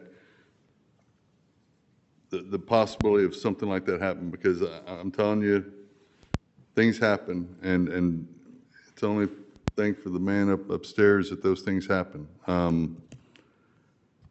So I'm not down for that.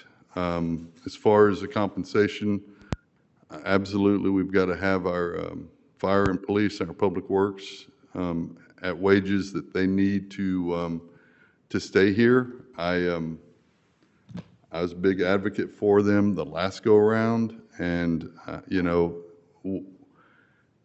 as an employee of a fellow city, I saw how it was. You know, they would use that city as a stepping stone, and I don't want Cibolo to be known as a stepping stone. You know, I'll get my feet wet, get in there, get my certificate to be able to be a police officer or be a firefighter, and then another job comes along. I want them to feel like this is home, that this is somewhere that they can retire, that they want to retire. And that's what we should be looking at, is making sure that these employees, because that's what I wanted to do with that city, and got injured, and that's all water under the bridge. But a lot of people want to retire, because the retirement, TMRS is a great retirement system, I think. And so we've got to make sure that we're compensating these individuals, and they need to be taken care of. As far as number 4, I think we beat that dead horse. Maybe we exempt employees, they don't get their pay raises or whatnot, and we take care of our people that are down low and swear they want to stay here. And I'm not saying that we do that and then the people up above say, well, I don't want to stay there because I'm not getting a raise. Well, you're getting a lot of money, like good funds. I mean, I saw the list, and I know the list. I mean, y'all have already got the benefit of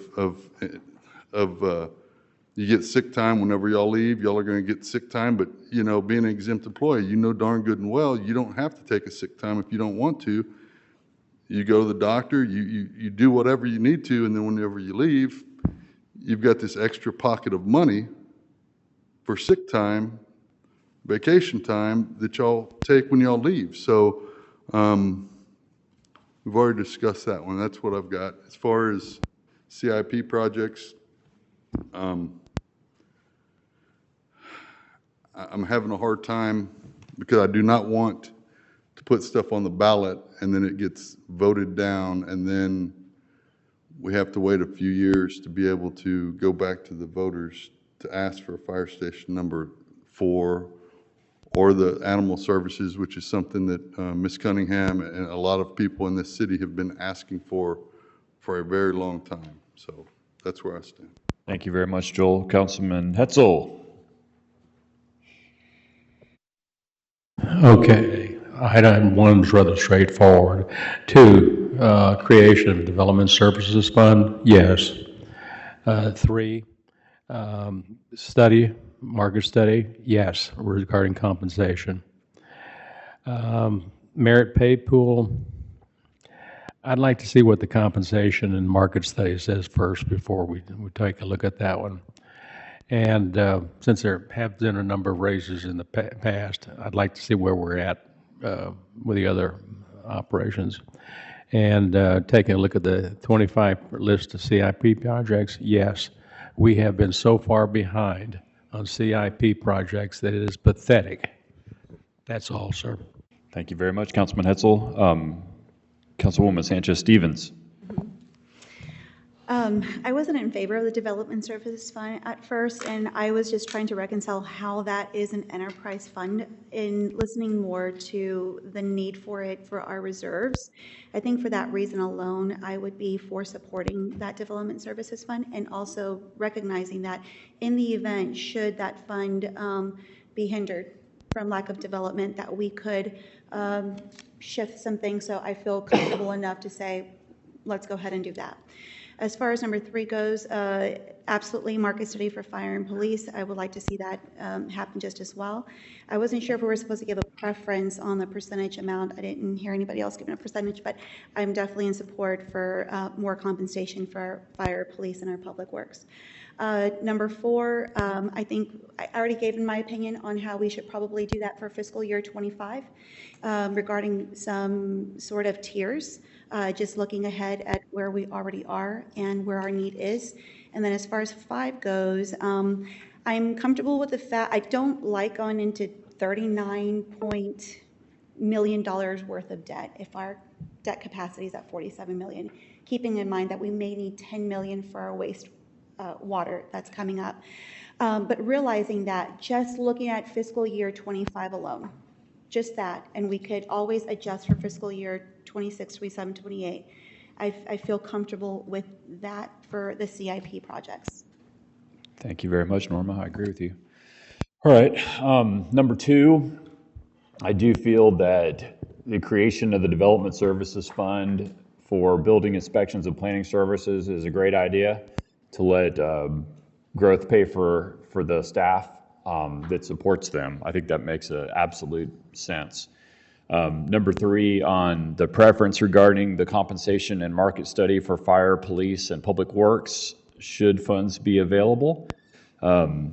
Yes, I do agree with bringing folks up to market on the 95% level. I think that makes perfect sense for police, fire, and public works. And then as far as the merit pool, I think it needs to be done, like we mentioned earlier, the folks that are on the low end, get them to the 95%, which could equal more than 7%, whatever that is, to get them into a living wage. And then the folks that are making, let's just say, over 150,000, those are the ones that I think that 2% would make the most sense right there. Because if they're already making 150,000, they're living pretty, they're not struggling to pay the bills. So I think the 2% would be the better fit there. But, as much as we can to get the people on the low end up to market makes perfect sense. And then as far as the CIP projects, I agree with Ms. Sanchez-Stevens that the 25, the ones we have set aside for 2025, let's push forward as we planned. Let's get those done. And then anything beyond that, for 26 and beyond, we'll take a look at those at a later date. But let's move forward with 25. Go ahead, Councilman Mahoney. Well, I'll try to be short and sweet. I want to echo what the mayor said about number 2, the Development Services Fund. I think it's a good idea. And I want to move on number 5, the CIP projects. We've got to, the community is crying out for the roads to be fixed, to get these things done for years, and I don't want to hold back on that. Now, regarding 3 and 4, I think sometimes I see, and I may be wrong, but it seems like we confuse or we start to blend the 2 issues about compensation, base salaries, and merit pay. I mean, it's separate. And I was a city employee looking at this for years, and I really, I'm not a real strong supporter of the merit pay pool unless, I'll put it this way. Don't like that idea much. I want to focus on compensation and the base salary of the employees. Get that where it should be. Now, council won't like me saying this, but you all talked many times about we got them up to market. We're proud of that. That to me says we got them up to average. They're getting average pay.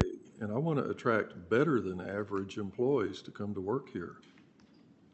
So to say that we got them up to market and pat ourselves on the back is not where I want to be. I'd like to do better than that, and I would like to look at that list of salaries that I just saw this afternoon, and as we mentioned earlier, look through that a little more carefully and see if some of the people at the top end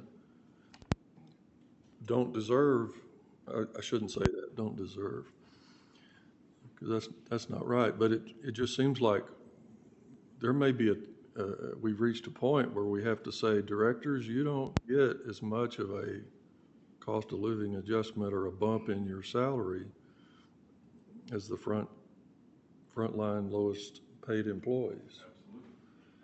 Now, Mr. Reed, your comment was something about we have to pay enough to attract the most qualified and we don't want to have less than qualified. And I understand that. I really do. But if those people are so well qualified and they think that that's what it takes to make them stay in a job, we may have to hold the door open and let them go look for that job somewhere else that pays that much. In other words, I think we're paying kind of luxury pay levels to certain people in the city. And I'm going to take that spreadsheet and rework it with a little bit of a suggestion, maybe sorting it by the highest levels that might make a more clear picture of where we are. I have nothing but respect for the employees that are on the high end of that. I don't dislike any of them. I don't think they're doing less than a good job. I'm just saying that it's costing the taxpayers a luxury rate to have some people on staff. So I hope nobody's offended, but that's just the way I'm looking at it. It's kind of like we're going after a luxury there, and I'll be quiet. Okay, thank you very much, Councilman Mahoney. Councilwoman Cunningham. So on the Development Services Fund, I am in favor of that. Preference regarding compensation and market study, yes, I think we should do the market study. I think 95% minimum this year, unless we magically find some more money that we can bump it up higher than that. But I think we need to have a plan moving forward because the market is just going to keep going up and we've got to keep up with it. And with our hiring difficulties, I think that that's something that we really need to look at closely, specifically with safety, public works, fire, and police. Those are our safety departments. I'm kind of in line with Mahoney on the merit pay. I've seen it a lot where, first of all, departments are limited in the number of high scores that they can give on a performance evaluation because that score is tied to merit pay. And so I have seen in my own personal work where we've lost high quality employees because they're given a middle of the road score because I have 15 employees and I have 2 high scores I can give. I can only give out high scores to 2 people because those are the only merit pay rates that I can afford in my budget. I don't think that that is reflective of the work that is done by employees. It's very disheartening. It hurts morale. And then there's always the added little fun bonus of favoritism, and then that sours the pot even more. So I do like merit pay in general. I don't know that it's the right thing for city governments just because we're so limited on our funding. If we were a for-profit entity and we had $1 billion in profits, then heck yeah, I give everyone a bonus. But we are not dealing with that kind of money. And so I'm hesitant to do that. I would much rather do a higher cost of living if we can, the highest cost of living that we can to employees, and do it flat across the board to specifically targeting the ones that are the lower end, try to make their base salaries go up a little bit. Joel had made a comment about exempt people take sick leave or don't take sick leave. even if you're exempt, you still have to take leave. Even if you're, yeah. So you still have to take PTO. You can't just leave to go to a doctor's appointment. You still have to either make up that time as flex time or you have to take your leave. So that is, everyone gets benefit of leave time. It is a little bit more difficult to, I mean, when you're an exempt employee, usually you're working more than 40 hours a week anyway. So there is a little bit of flexibility with flex time, but you do still have to take your leave. It's not just, I get to leave and work 35 hours this week because I'm a salaried employee. It doesn't work that way. Yeah, so for the CIP projects, option 2 is what I would go with, the one where we put the animal shelter and the safety facility on the ballot. And I think that still gives us some wiggle room. If they fail, then next year when we do the budget, we can circle back and put them back into the rotation, because the animal shelter is not even on this budget until 2029, wherever I put that paper, 2029, and the other 2 are the year before. Yeah, I agree with Katie too on the putting the animal shelter and the public facility on the ballot. And Yeah. you'll have that specific question later on the voter propositions directions. Yes, sir. And going back to merit pay and I'll let you talk in just a sec. COLA, if you do an employee survey this next year, do you mind adding maybe a question about that on there? Because I would like to see what the employees think. Maybe I'm completely wrong and I'm just biased by my experiences, but I do want to do what is best for staff, and if they're motivated by that, then great. If that's something they want, then great.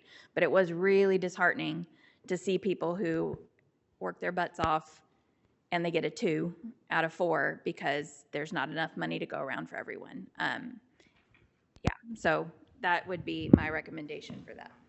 Thank you, Katie. Terrence, you're up. Mr. Yeah, Benson, so, your turn. Right.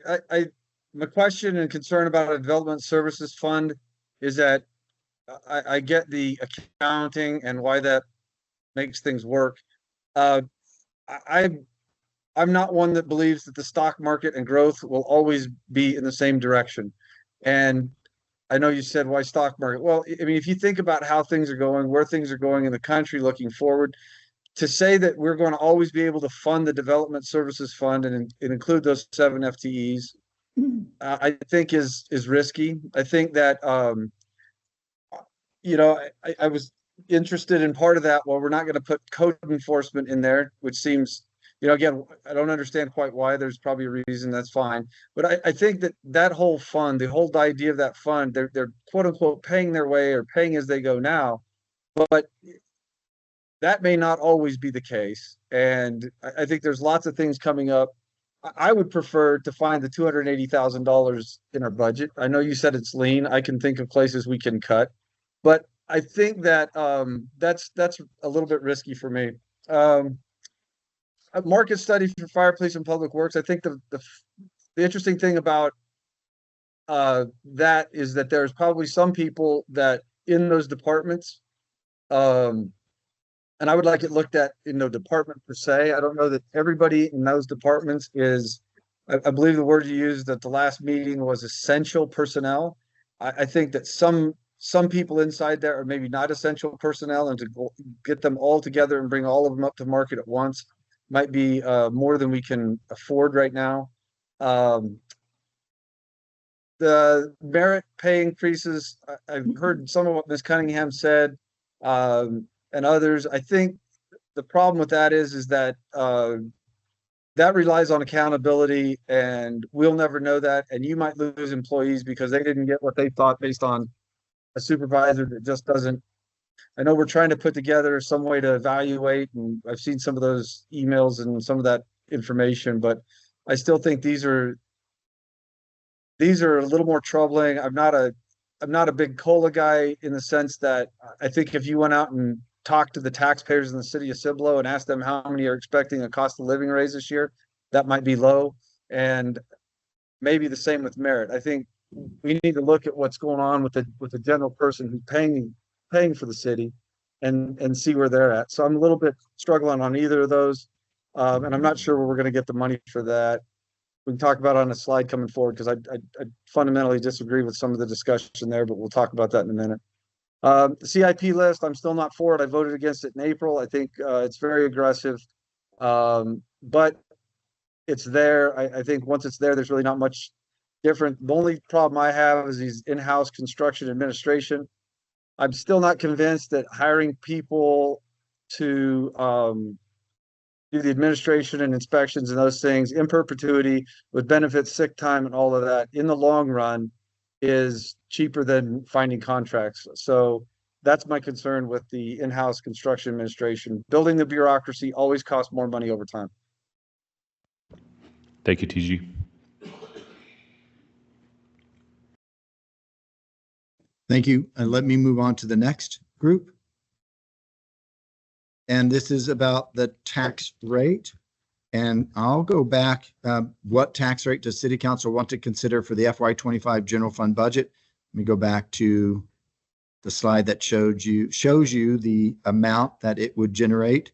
Based upon the council feedback on the general fund, there was a majority who supported the development services fund. So I will assume, I'm not assuming, I will be taking that direction and pulling planning out and building services revenue and expenses and showing that on August 13th. So the numbers on this slide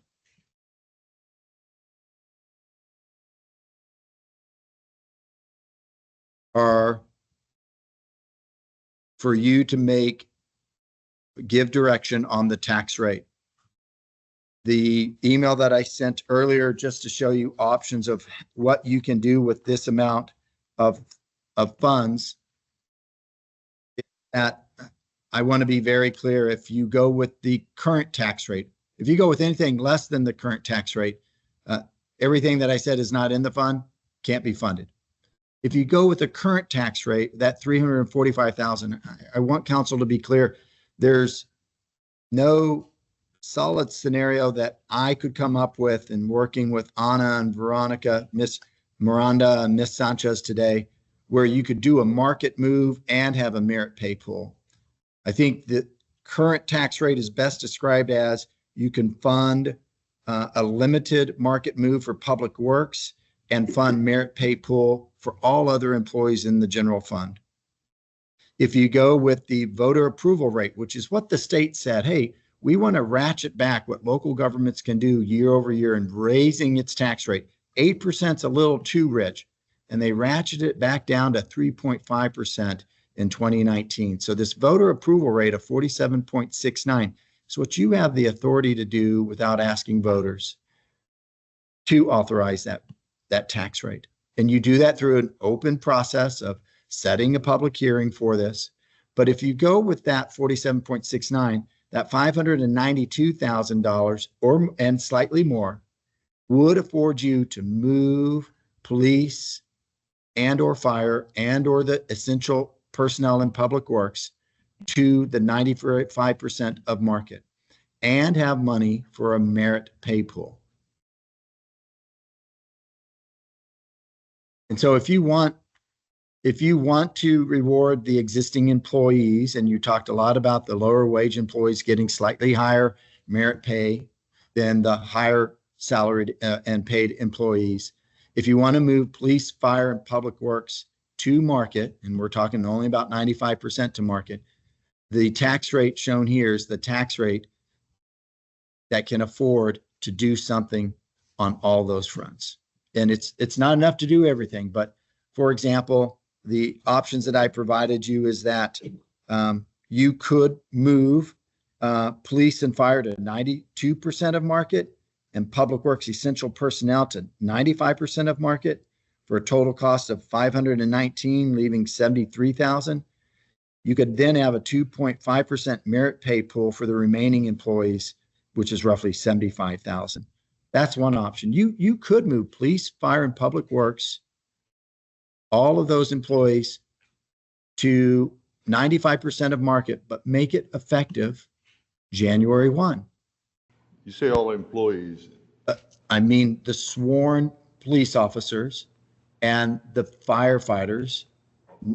Those are the essential Public Works personnel. has got a lot of people that are admin. I just want to be clear. It's not admin. Admin's not. So there's an executive assistant for the fire chief, for the police chief. Those are not in the police department being moved to market because we're not saying that they're behind market.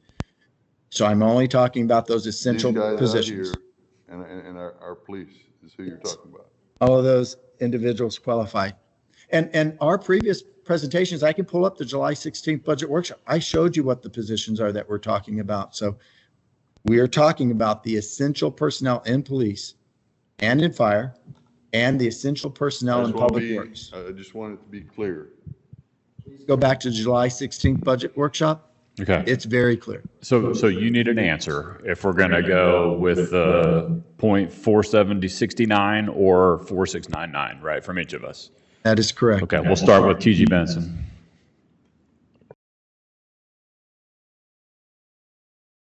Yeah, so I am not interested, right? I'm more interested in keeping the tax rate where it currently is.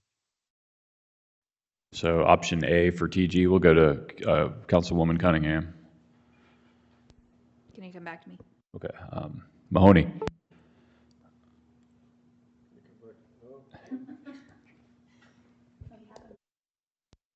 Okay, we need a little time. That's fine. I'll just say Say that again? I'm not against. Ms. Cunningham asked for more time. Mr. Mahoney's about to speak.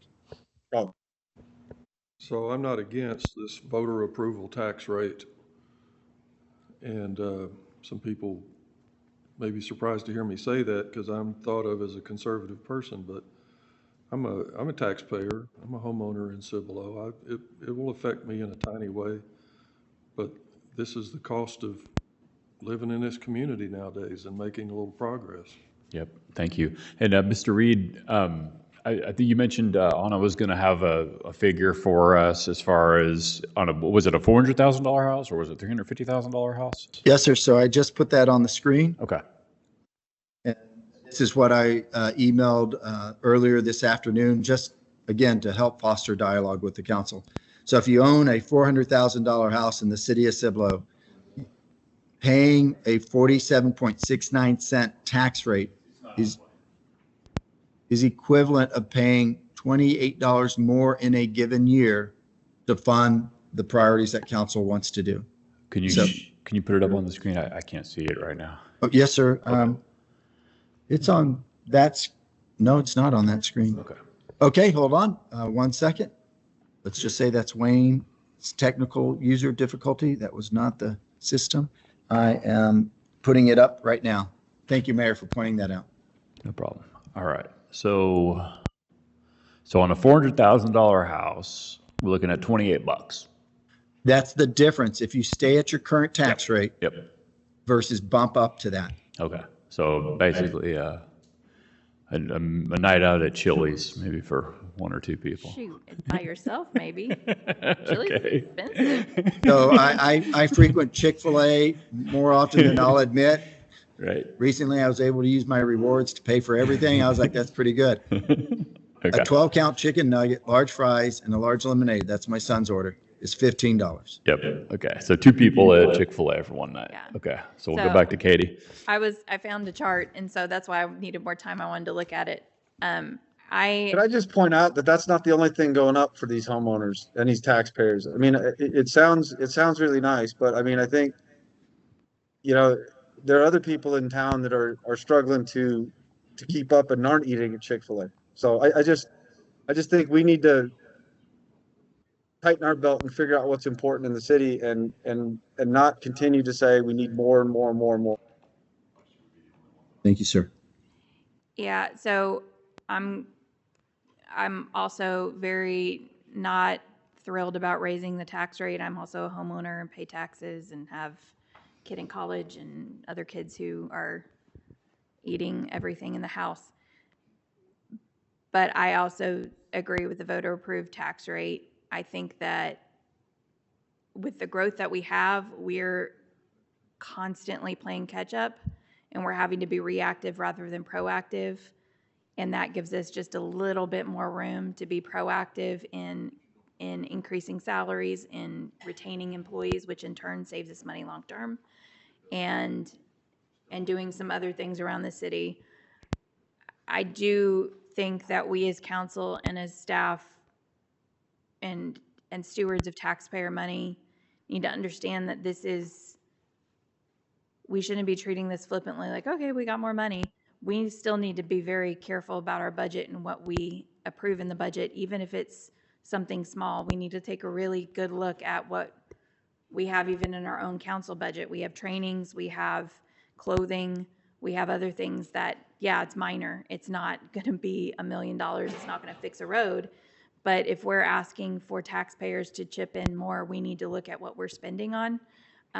Even our food, the meetings where we have dinner provided, maybe we look at that and we put a cap on the price per person. We have to be able to walk the talk. We can't just say, we're going to move forward with this. Yeah, let's ask everyone to chip in more. And then we don't look and see what else we can cut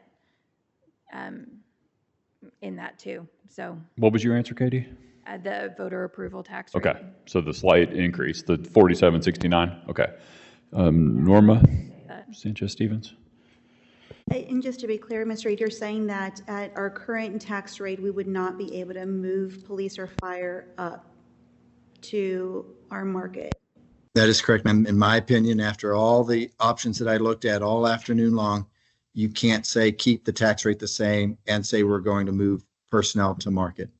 I do have an option that says move public works to market because all of them, just the essential personnel cost about $87,000 for a full year to move them to market. And then you'd have enough to pay police and fire and all other employees in the general fund a merit pay. Okay. I needed that clarification because I don't like taxes increasing either. Not at all. I did just kind of look at those two rates side by side. If you think about it, 0.4699, it's pretty much 47. And when you look at it that way and you kind of do the math, it's really a 7,000th of a cent. So thank you for providing also the difference in this to show the impact.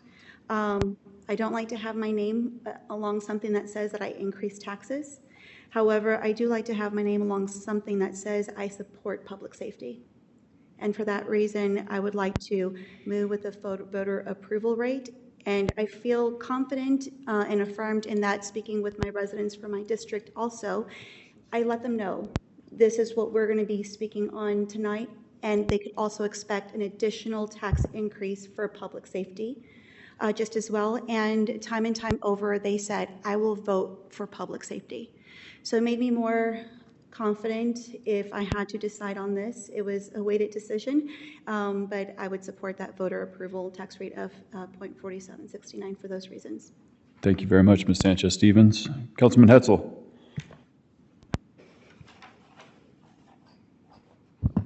Option 2. Option 2, that's the 4769. Okay, so Dick's on board. Joel? I don't like raising taxes. I don't. Well, I know nobody does, but you know, like you said, there's other places that I'm sure that we could cut our budget to be able to afford our public safety and the raise to bring them to market. I just don't like raising taxes because it's a bad taste, but I also understand that these gentlemen want to stay living here, and I'm sure that they understand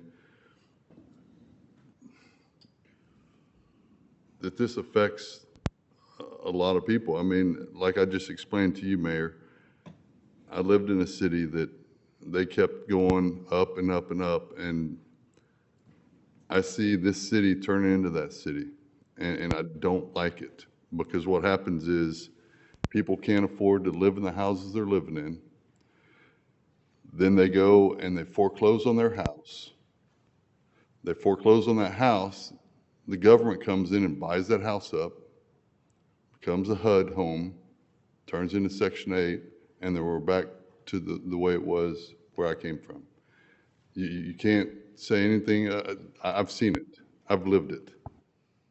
So Joel, you're at current tax rate? You want to stay there? Okay, so we got TG and Joel at the current. Oh, go ahead, Norma. Mr. Reed, I would just also like to say something because before we're always thinking about cutting our budget and making it more lean and the way that it is, I would really like to see some economic development. And I think I emailed you earlier today. I really want to know what happened at the EDC convention.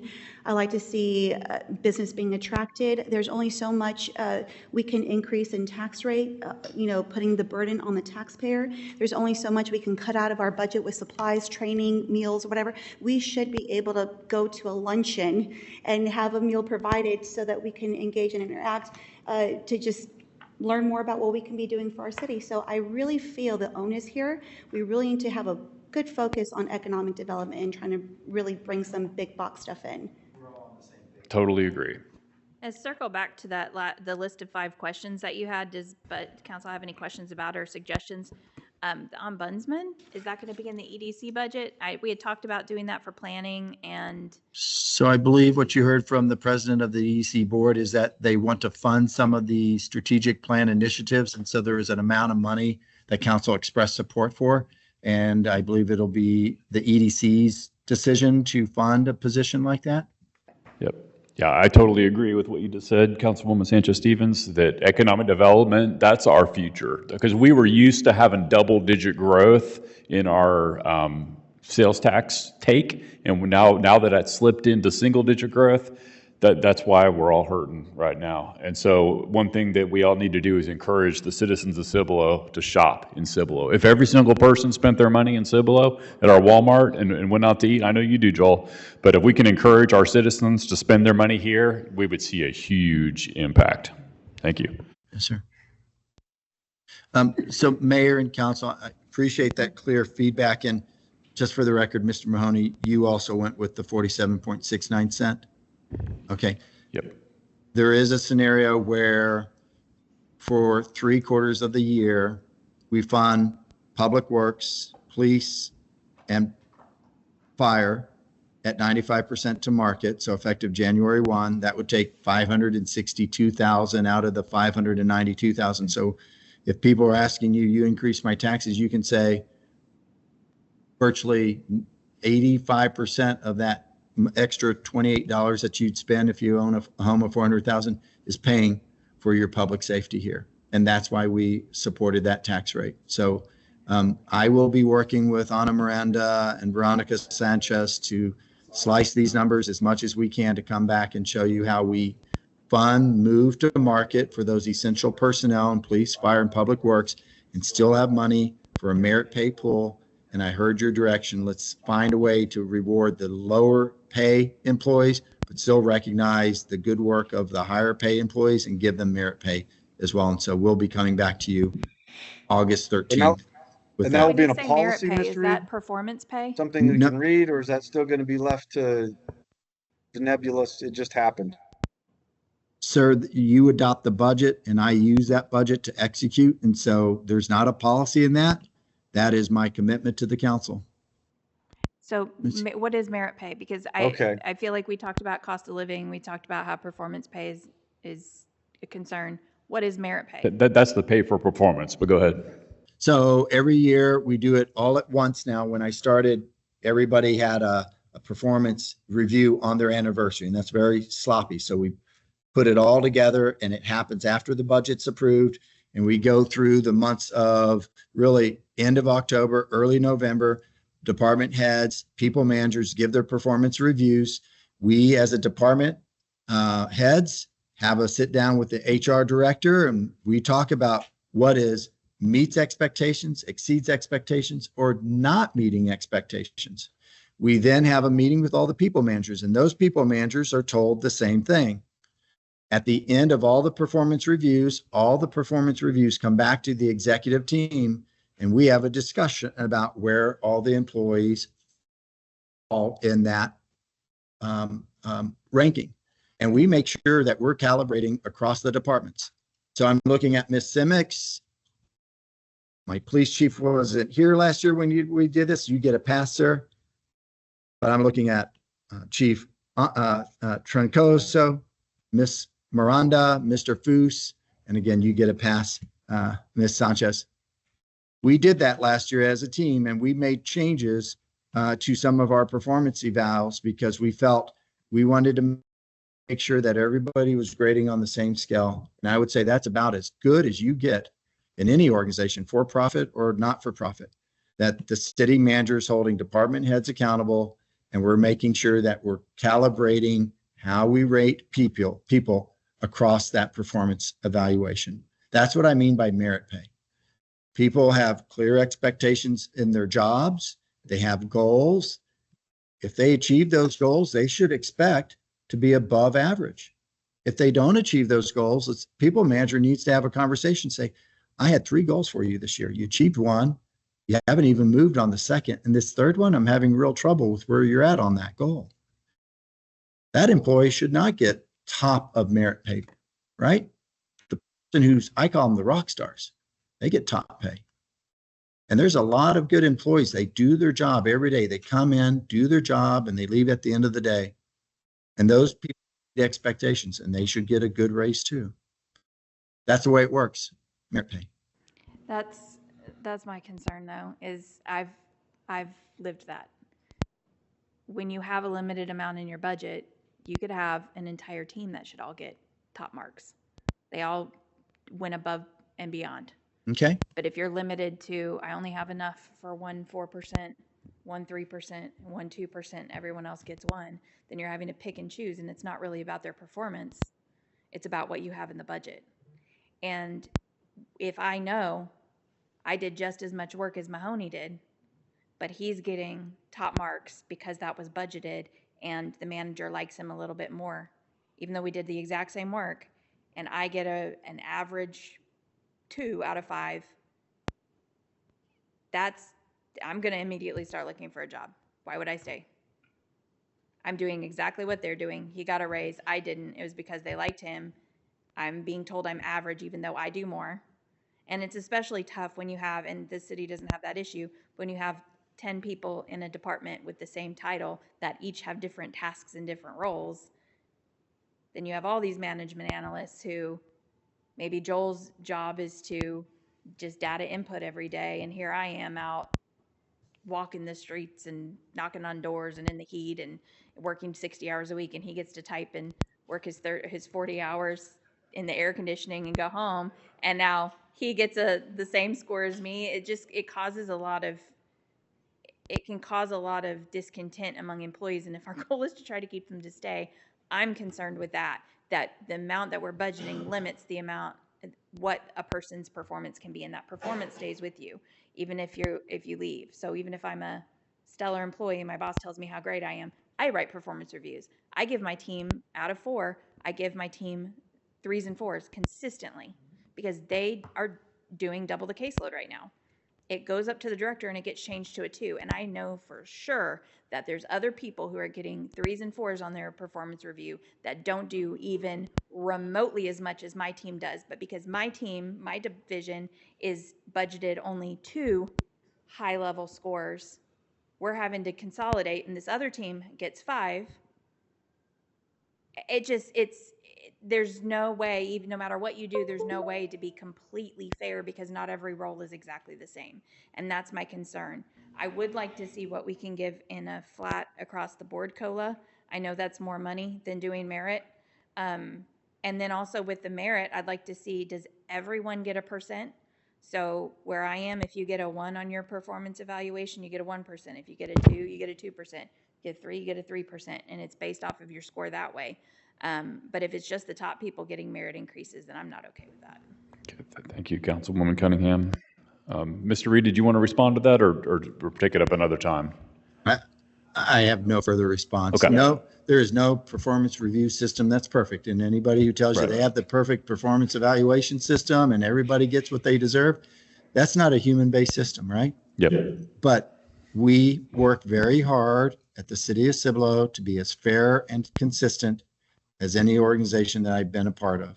And we're small enough to where, as department heads, we look each other in the eye and say, are we being consistent in the way in which we're rating people? And to the degree that we need extra funds because there's a department that has just superstars in it, then I would just need a slight amount more of money in that merit pool to reward those employees. That's it. Okay. Thank you. All right. I know we've tackled a lot of hard questions tonight. I think we've done a fantastic job. Do we want to move on to backflow program, or is there anything else you wanted to cover?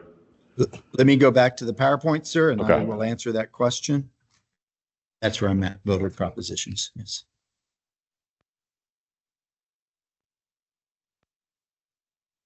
We could take a 5-minute recess? Yeah, let's take a 5-minute recess. Mr. Benson, we'll take a 5-minute recess.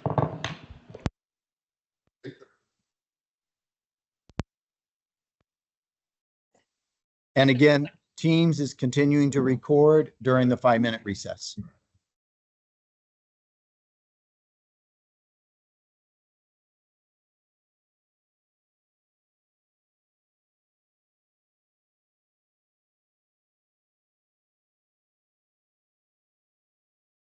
Mr. Benson, I will put it on mute for the next 5 minutes. Are you okay for that? Yes, that's fine. Thank you, sir. All right, our 5-minute recess is coming to a close. Please take your seats and we'll resume the meeting. Thank you.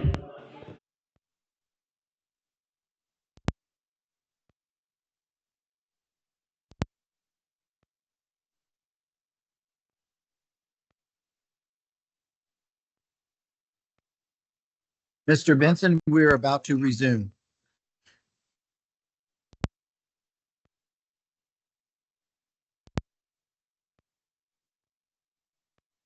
Okay.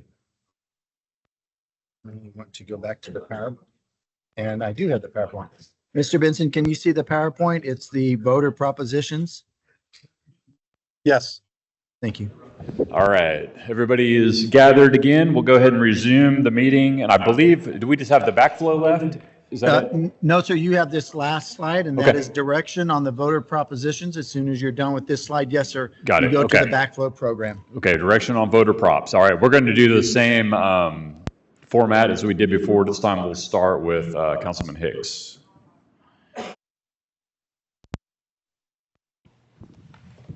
Oh, you put me on the spot there, Mayor.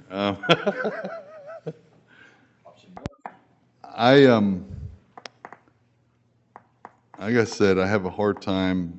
I don't want to vote on some, have people vote on. I know Ms. Sanchez said that people are for it. I feel people would be for it. I just don't want them to go in and vote against it, and then we can't go out and. Yes. Councilman Hetzel. Option 1 or 2? 2. Okay. Voter approval. All right. Let's see. Voter approval. Okay. Councilwoman Sanchez Stevens. Also option 2. Okay. Councilman Mahoney.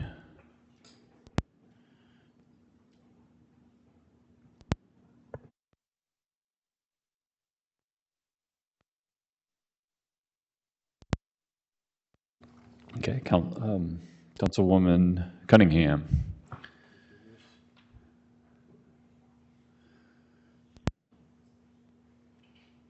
This is just about public safety resources? To put it on the ballot for a 2.92 cent tax to pay for the police fire substation, and then a penny and a half for the animal shelter. Or the option 2 is asking voters to approve a tax rate higher than the voter approval rate to support adding 5 police officers, 3 firefighters, and then making sure that there is competitive pay maintained for the public safety personnel in police and fire and the essential personnel in public works. So we're doing either facilities or that one? You could say that you want to put both of them on the ballot, Ms. Cunningham, but obviously most council members were picking one over the other. I'm not saying it's wise to put both on the ballot. I'm just saying you could go either way. You can say you don't want either one on the ballot, both on the ballot, or one of the 2 on the ballot. I would prefer both. I mean, we've already been marketing for the facilities. It seems really silly to have marketed for almost a year that these facilities are absolutely necessary. Here's what we have right now. Here's where we're going. Here's the growth. And then be like, never mind. We're going to put it on our CIP for 5 years out. That's Yep, crazy. I agree. I think we've set ourselves up for the last year to have option 1 on the ballot. That one needs to go on the ballot. Option two, for the staffing, yes, we need public safety. I think that that should be something that voters are allowed to vote on. So I Put them all on the wholeheartedly ballot is go what you with want to do. both. Both? Okay, all right. Well, okay, so there's really three options is what it comes down to, right? Okay, 1, 2, or both. Yeah, okay, so there's 4, whoa, or none, okay. All right, so with that being said, I mean, I know Katie's aware. Okay, yeah, so we're going to have Benson vote, and then I want to give everyone else another chance to vote with the the option A, B, C, or D. So Katie is option C to have all three, right? Okay, so go ahead, TG Benson. So I would just like to flip around the option two and think about it in a completely different way. Because we've congratulations, Cibolo, we've moved into Chicago and big Democrat cities on how you run things. So what you do is you tell people that we just don't have enough money for basic, fundamental, as it was said in the last meeting, essential services. And then we say, but you have the option of taxing yourself to provide what the city's supposed to provide. I say we flip the language around on that and say, hey, let's fund police and fire, including new positions that we need, and I've advocated for from the dais. Instead, ask the public to generate money for non-essential city services and see how that goes. And I think what we'll find is that people should be able to get the services that are essential to cities without having to pay extra taxes to get them.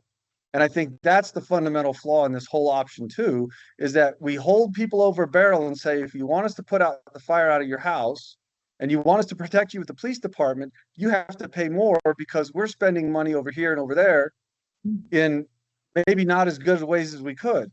So I would love to see that as the option two language, that we will fully fund the public service or the fire, police, and public works essential personnel.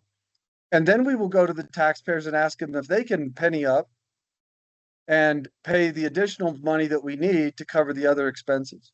So that's my vote on option two. As far as the option one of those two things, I think we're kicking the can down the road because eventually we're going to have to do it. I heard Mr. Hicks, I believe, sort of say his concern is that certainly if we put both of those on there, that's a little over 5 cents of sales tax. I think Mr. Reed just said he wouldn't advise that either. But I think we're running into a wall here pretty soon with some of these things like Animal Services Center, which thanks to Mrs. Cunningham, we've got to do something at some point with that. That is a can that has been kicked so many times down the road. So I think we can get away a little longer with the fire and substation down south. So maybe we split option one and just look at, I don't know, asking the voters about the Animal Service Center, and then option two being flip it around, fund essential services, and then go ask the voters to fund the non-essential services. Okay, thank you very much. So TG Benson wants to do part of option one, which would be the animal services facility, and then also option two. Right, TG? No, I don't want option two as it's written. I want to rewrite option two. Gotcha. Okay. All right. So I'll give others the opportunity to evaluate other options. We'll go back to Councilman Mahoney. You still good with option one, or did you want to change it at all? Yeah, this is what pretty sure we all agreed to back in a strategic planning meeting 6 or 8 months ago, that this was the direction we were going, and I'd like to stay on that course. Very good. Okay, Councilwoman Sanchez Stevens, did you have any change to yours?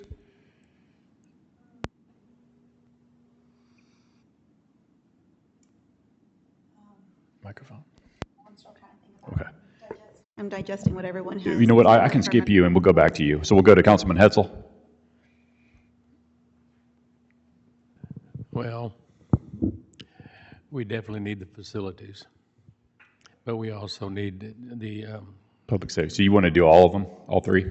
Okay. So Councilman Hetzel says all three, both option one and two. Hicks, anything else, any change, or are you still good with option two?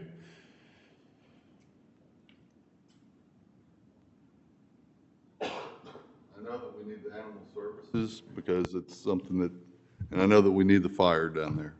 The thing is, we don't have firefighters. Does no good to build a fire station. And I'm still, if we put both of these on the ballot, I don't know that all of them will pass. So you similar to TG where you just want the animal shelter on there for now and then the option 2? I mean, I think of this as we're not making a decision one way or the other. We're giving the citizens a Right. chance The to vote citizens on what will they vote. want. So it doesn't matter if we think that the fire station is going to be, I mean, it kind of does, but if what we personally think on the bonds is one thing, we are just voting to put it on the ballot for citizens to vote on. And there is consequence if they don't vote for it. We have to wait 3 years before putting it back up for a bond. But we've already seen that we can build both of those facilities Yeah, but we in the can't just- budget. We can't go against them. If they vote no, we can't just say, okay, we'll go and we'll get our own money and do it. We can put it on our own budget in 3 years, though, and that's where they are right Yes. now, as is. So I mean, we still wouldn't be able to afford it next year, even if we wanted to without a bond. But if it did get voted down for whatever reason, even on that option. And leave it up to the option voters. Throw it Yeah, all let's on let there. democracy play out. Okay, what do you think, Councilwoman Sanchez-Stevens? Yeah, to that point, I think I was also just concerned that if the voters shut down, these facilities, there's going to be a 3-year where we couldn't move on any of it. But being that, we're not too far off from these facilities even getting built out closer towards the end of the year mark, that it would probably be a safer chance to just bring it before the voters. And I think the timing will all play out within itself, so I do both. Okay, yeah, I agree with you, Councilwoman Sanchez-Stevens. I think let's just let democracy play out, put it all on the ballot and see what the voters go for. There was confusion that Councilwoman Cunningham is right, that you can't put it back on the bond for 3 years, but as long as you have it in the budget, you can still turn around and build it in the budget. So you're not losing the ability to move on it in 3 years, you're just losing the ability to put it back on the bond, Pay for it in the bond. to pay for it by bond. Okay, yeah, you just can't put it back on the ballot the next year.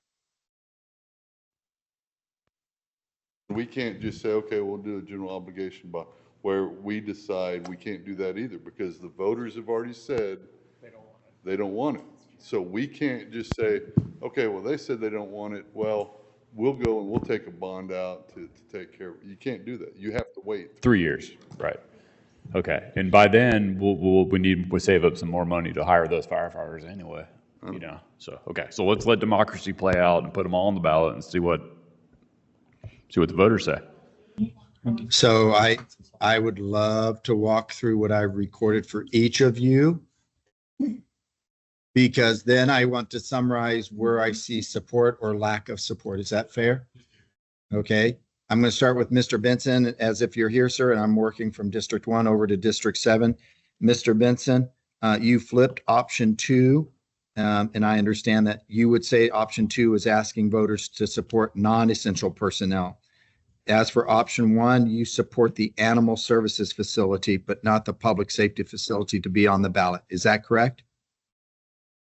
That is correct. All right, thank you, sir. Ms. Cunningham, I have that you support both option 1, which includes both facilities, and option 2.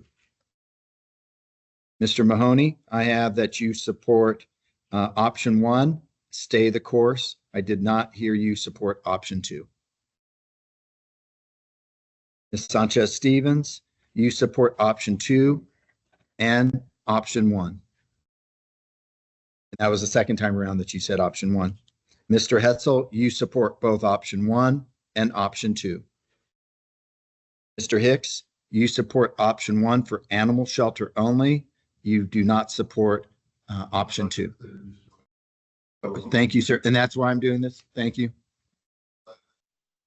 That's the thing is I'm looking out for the taxpayer, but the taxpayers say, hey, do it. Then it's on them. So. Yep. Put your money where your mouth is, right? I do have a clarification, because on here, option 1 is listed as the voter approval on bonds for facilities. Are these going to be combined as a facility bond, or will it be 2 separate bonds? Separate, right? Mr. Reed? Chapter 9 of the Local Government Code requires each one to be a separate measure, so you don't have to approve one for the other. Perfect. So Mayor and Council, you're not voting tonight, but here's what I heard. I have 4 votes in favor of putting option 2 on the ballot in the November 2024 election.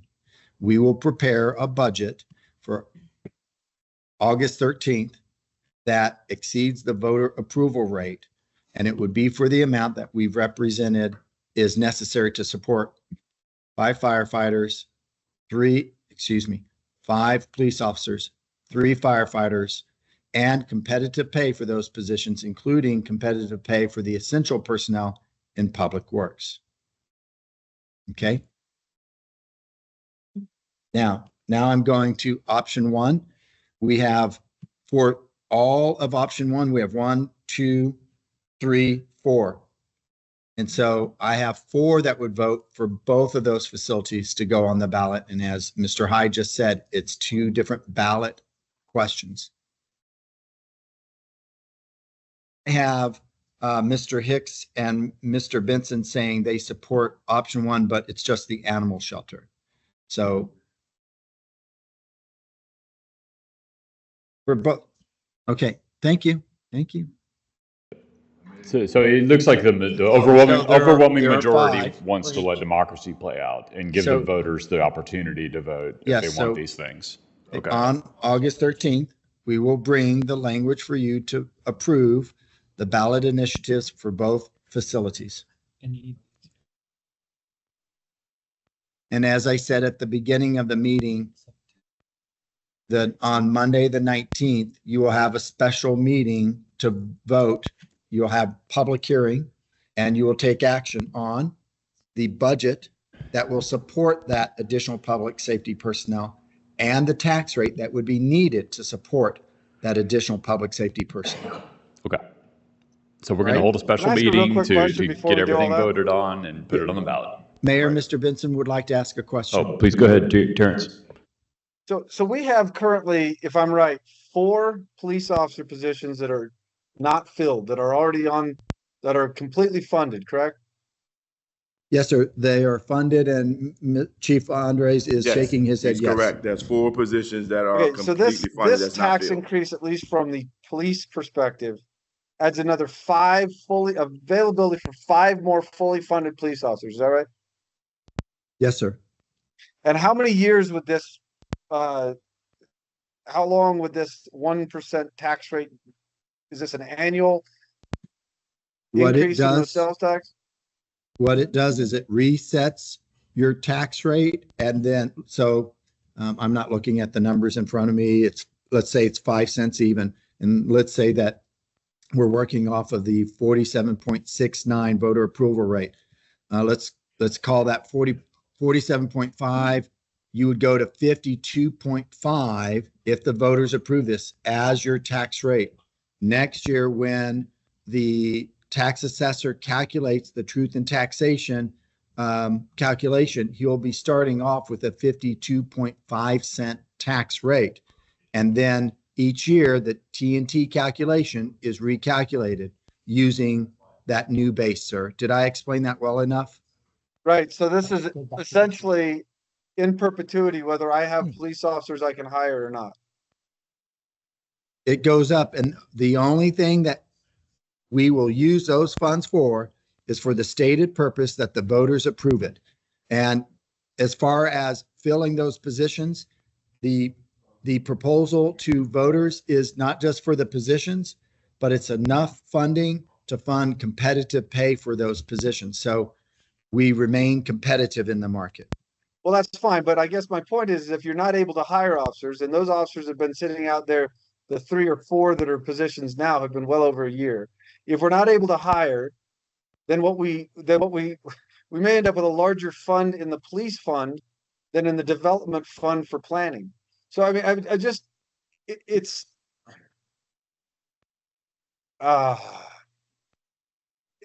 okay. It's just a odd way to fund personnel. Thank you, Mr. Benson. I think council heard Mr. Benson's ideas and thoughts there. Okay. So do we have anything else, or are we going to go to the backflow now? Mr. Reed, Yes, sir. backflow now? Or Yes, sir. We okay. will go to backflow, and I said I would send, Mr. Jacob Parsons is joining the meeting. I will stop sharing my screen, and Jacob Parsons will share his screen, and he will take over as the presenter.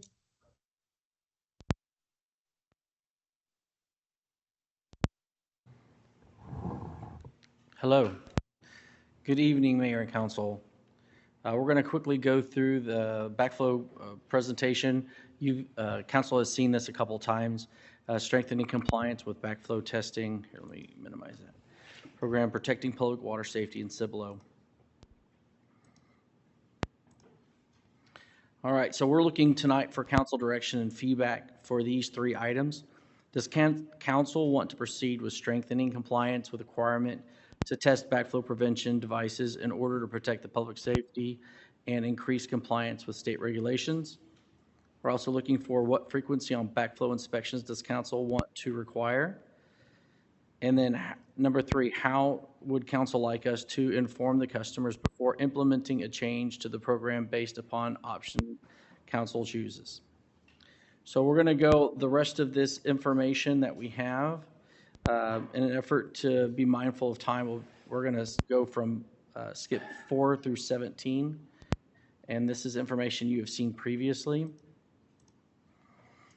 So what we're hoping to achieve is 100% compliance with residential and commercial backflow testing. Previously, we had 4 options that we presented. Based on council's feedback, we have added a 5th option to be considered. I will go over the first 4 fairly quickly and spend a little more time on number 5. Number 1, fines for noncompliance. This would allow fines or fees to be assessed for noncompliance. If your pros and cons. Option 2, fines for noncompliance and city staff test the devices. So the second option allows for the city to assess fines and fees for noncompliance and licensed staff members to then do the necessary backflow test. So you'll notice on option 2, the pros and cons, the similar pros and cons have been grayed out. Option 3, the city does the inspections in-house.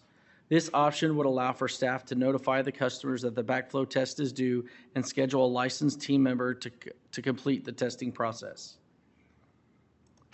Pros and cons for option 3. Option 4, the city contacts with a third party to complete a backflow inspection. The city would contract with a third party to administer all backflow tests in the city. Pros and cons for option 4. And then option 5. Option 5, let me pull this through. A customer would be notified that they are due to have their device tested.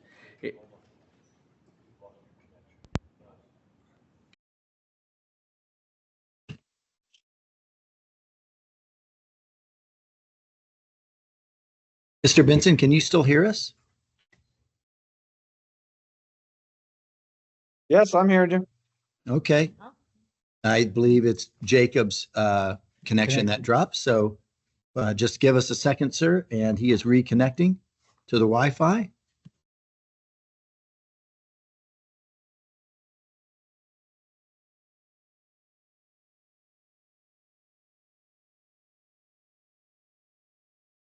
Jacob, if you're having any trouble, you can use my laptop if you want to send me your PowerPoint.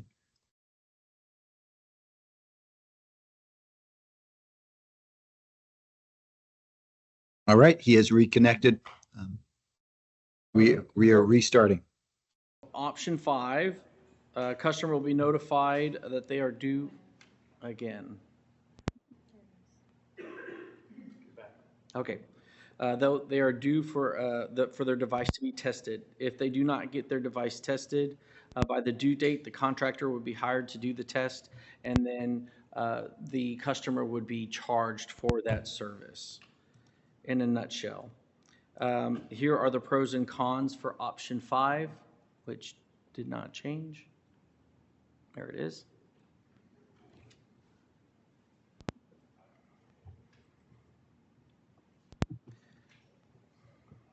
All right.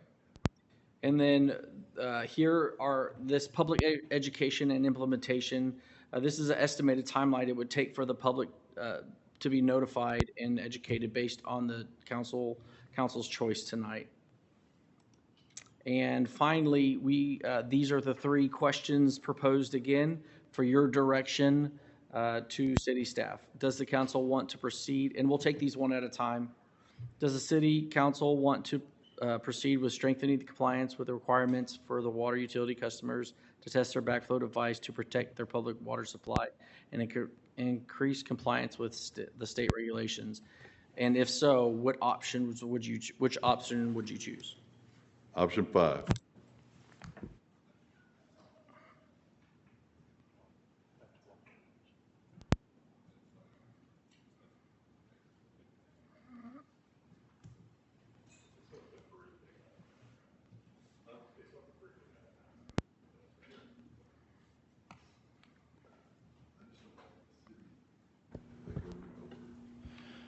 Well,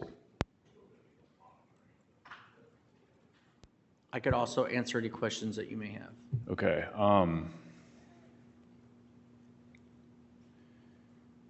So customer-driven contractor compliance, that's similar to how we're doing it right now, where we send a letter and then they have to get it done and then provide the proof, right? Correct. That's pretty much exactly what we're doing right now, isn't it? Yes, but the difference would be the mandate. So we would, if they do not get compliant, we would use the winner of the proposal that would go, a contractor that would go out and do the device. Yeah. Test. Because we have a company that just set up shop here in Cibolo. I think Joel and I went to their ribbon cutting. Was that late last year? Like around wintertime, I think it was. Yeah, exactly. I also like option 5. Okay. So we'll start with T.G. Benson, and we'll just roll through, and we'll go from T.G. to Katie. Yeah, I have a question. So, the compliance data has been from what we first discussed it. I guess the question on this whole agenda item for me is, why haven't we? I thought the ordinance did allow for forcing compliance, so I'm just curious why we haven't to date forced compliance. I think looking back at how this got into the city council realm was we were to a ordinance subcommittee meeting, and this was brought up as an ordinance that we didn't think we needed because TCEQ has not defined what a health hazard is. So we were going to get rid of it. We've gone from getting rid of it to almost draconian stuff here. So I wonder, A, why weren't we enforcing it before, when at the point in time where we thought maybe we'll just get rid of the whole thing? Is there, I mean, 42% compliance with commercial businesses? That seems like low hanging fruit. So I'm just curious why it hasn't been enforced to date. Mr. Parsons or Mr. Foose? I think if we get rid of it, what are the drawbacks to getting rid of it? I think that's what he's asking. So we would be out of compliance with TCEQ's regulations if we were to get rid of it altogether. What I believe the question was prior was if it's considered a non-health hazard backflow device, the TCEQ requirements would state that we would need to have it tested based on installation, if it was moved, or if it failed the test, or if and then there was a third one here. Let me read this for you. I got it in here.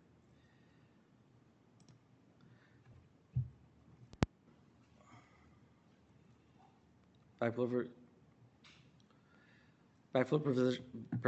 prevention assemblies, which are installed to provide protection against health hazard, must be also tested and certified to be operating within specifications at least annually by a licensed backflow prevention assembly tester. So all backflow prevention assemblies that are required according to this section has associated the table located. So there's a table that shows you the health hazards.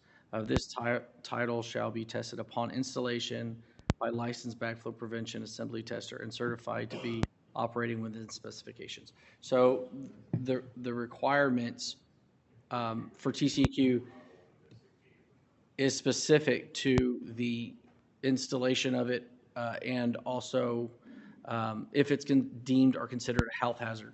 The problem is when we ask TCEQ for clarification to determine when a backflow device is needed with considered a health hazard, they don't define health hazard. If someone were to get hurt due to water that would have E. coli or something bad in the water and good in their system, then they could deem it a health hazard then, and then we would be out of compliance. That's the concern. And so Mr. Benson's question, Mr. Benson, if I'm stating this right, is why haven't we been enforcing that percent that are not testing annually and uploading their reports to the platform that we use? Well, that's my first question. Yes, sir. Okay, thank you, sir. So we, the Public Works Department has not been responsible for the backflow device testing.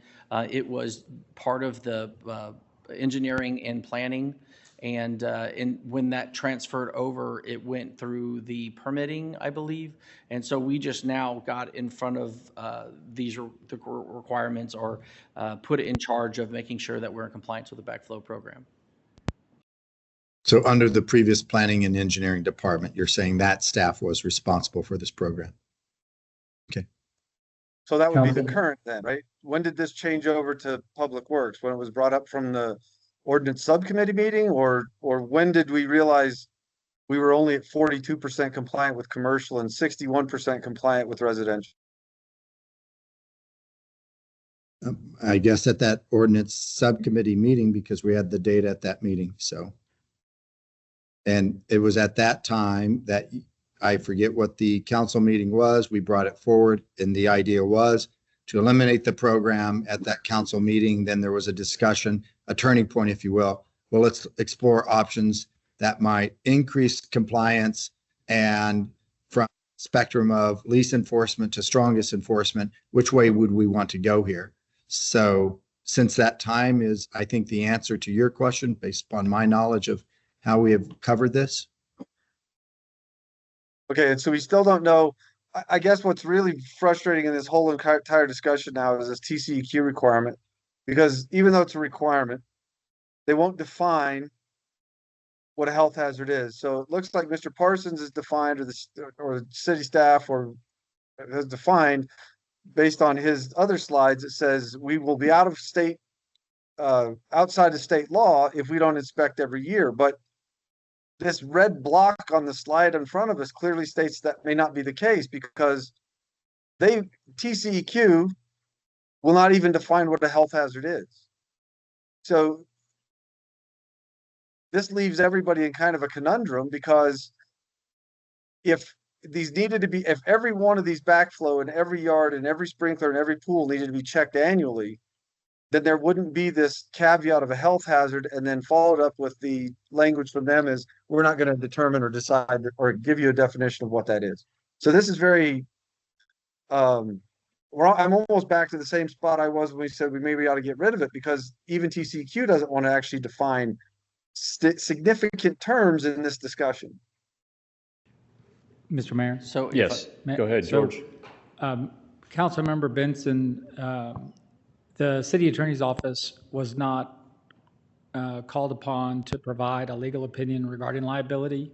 And from the explanation here, I don't know that we would necessarily agree with the liability evaluation that was provided by Public Works. Yeah, I think this needs more discussion. You know what I mean? More research on behalf of our legal. I don't think this is right for us to vote on it yet. You know what I mean? So our next steps, if we're going to jump to next steps, is Mr. Parsons and Mr. Foose will meet with Mr. Hyde Yes. or one of his attorneys. There'll be further discussion. We'll bring this back in the near future. That'd be good. Anybody object to that? I'm good with that. Okay. Y'all good? Anything else on the agenda, Mr. Reed? No, sir. Mr. Benson, did you have any other questions or thoughts? No, that's good for tonight. Okay. Thank you, sir. Yeah, I think everybody's done a On this really good item. job tonight. We had a lot of hard questions to look at tonight, and I want to applaud all of our council members and staff for coming out tonight and all the effort that went into putting this meeting together for the budget. And let's keep Mr. Randy Roberts in our prayers. Yes, absolutely. Please keep Randy in your prayers. Okay, I'm going to call for a motion to adjourn. Motion. Second. All in favor? Aye. We are adjourned. Thank you.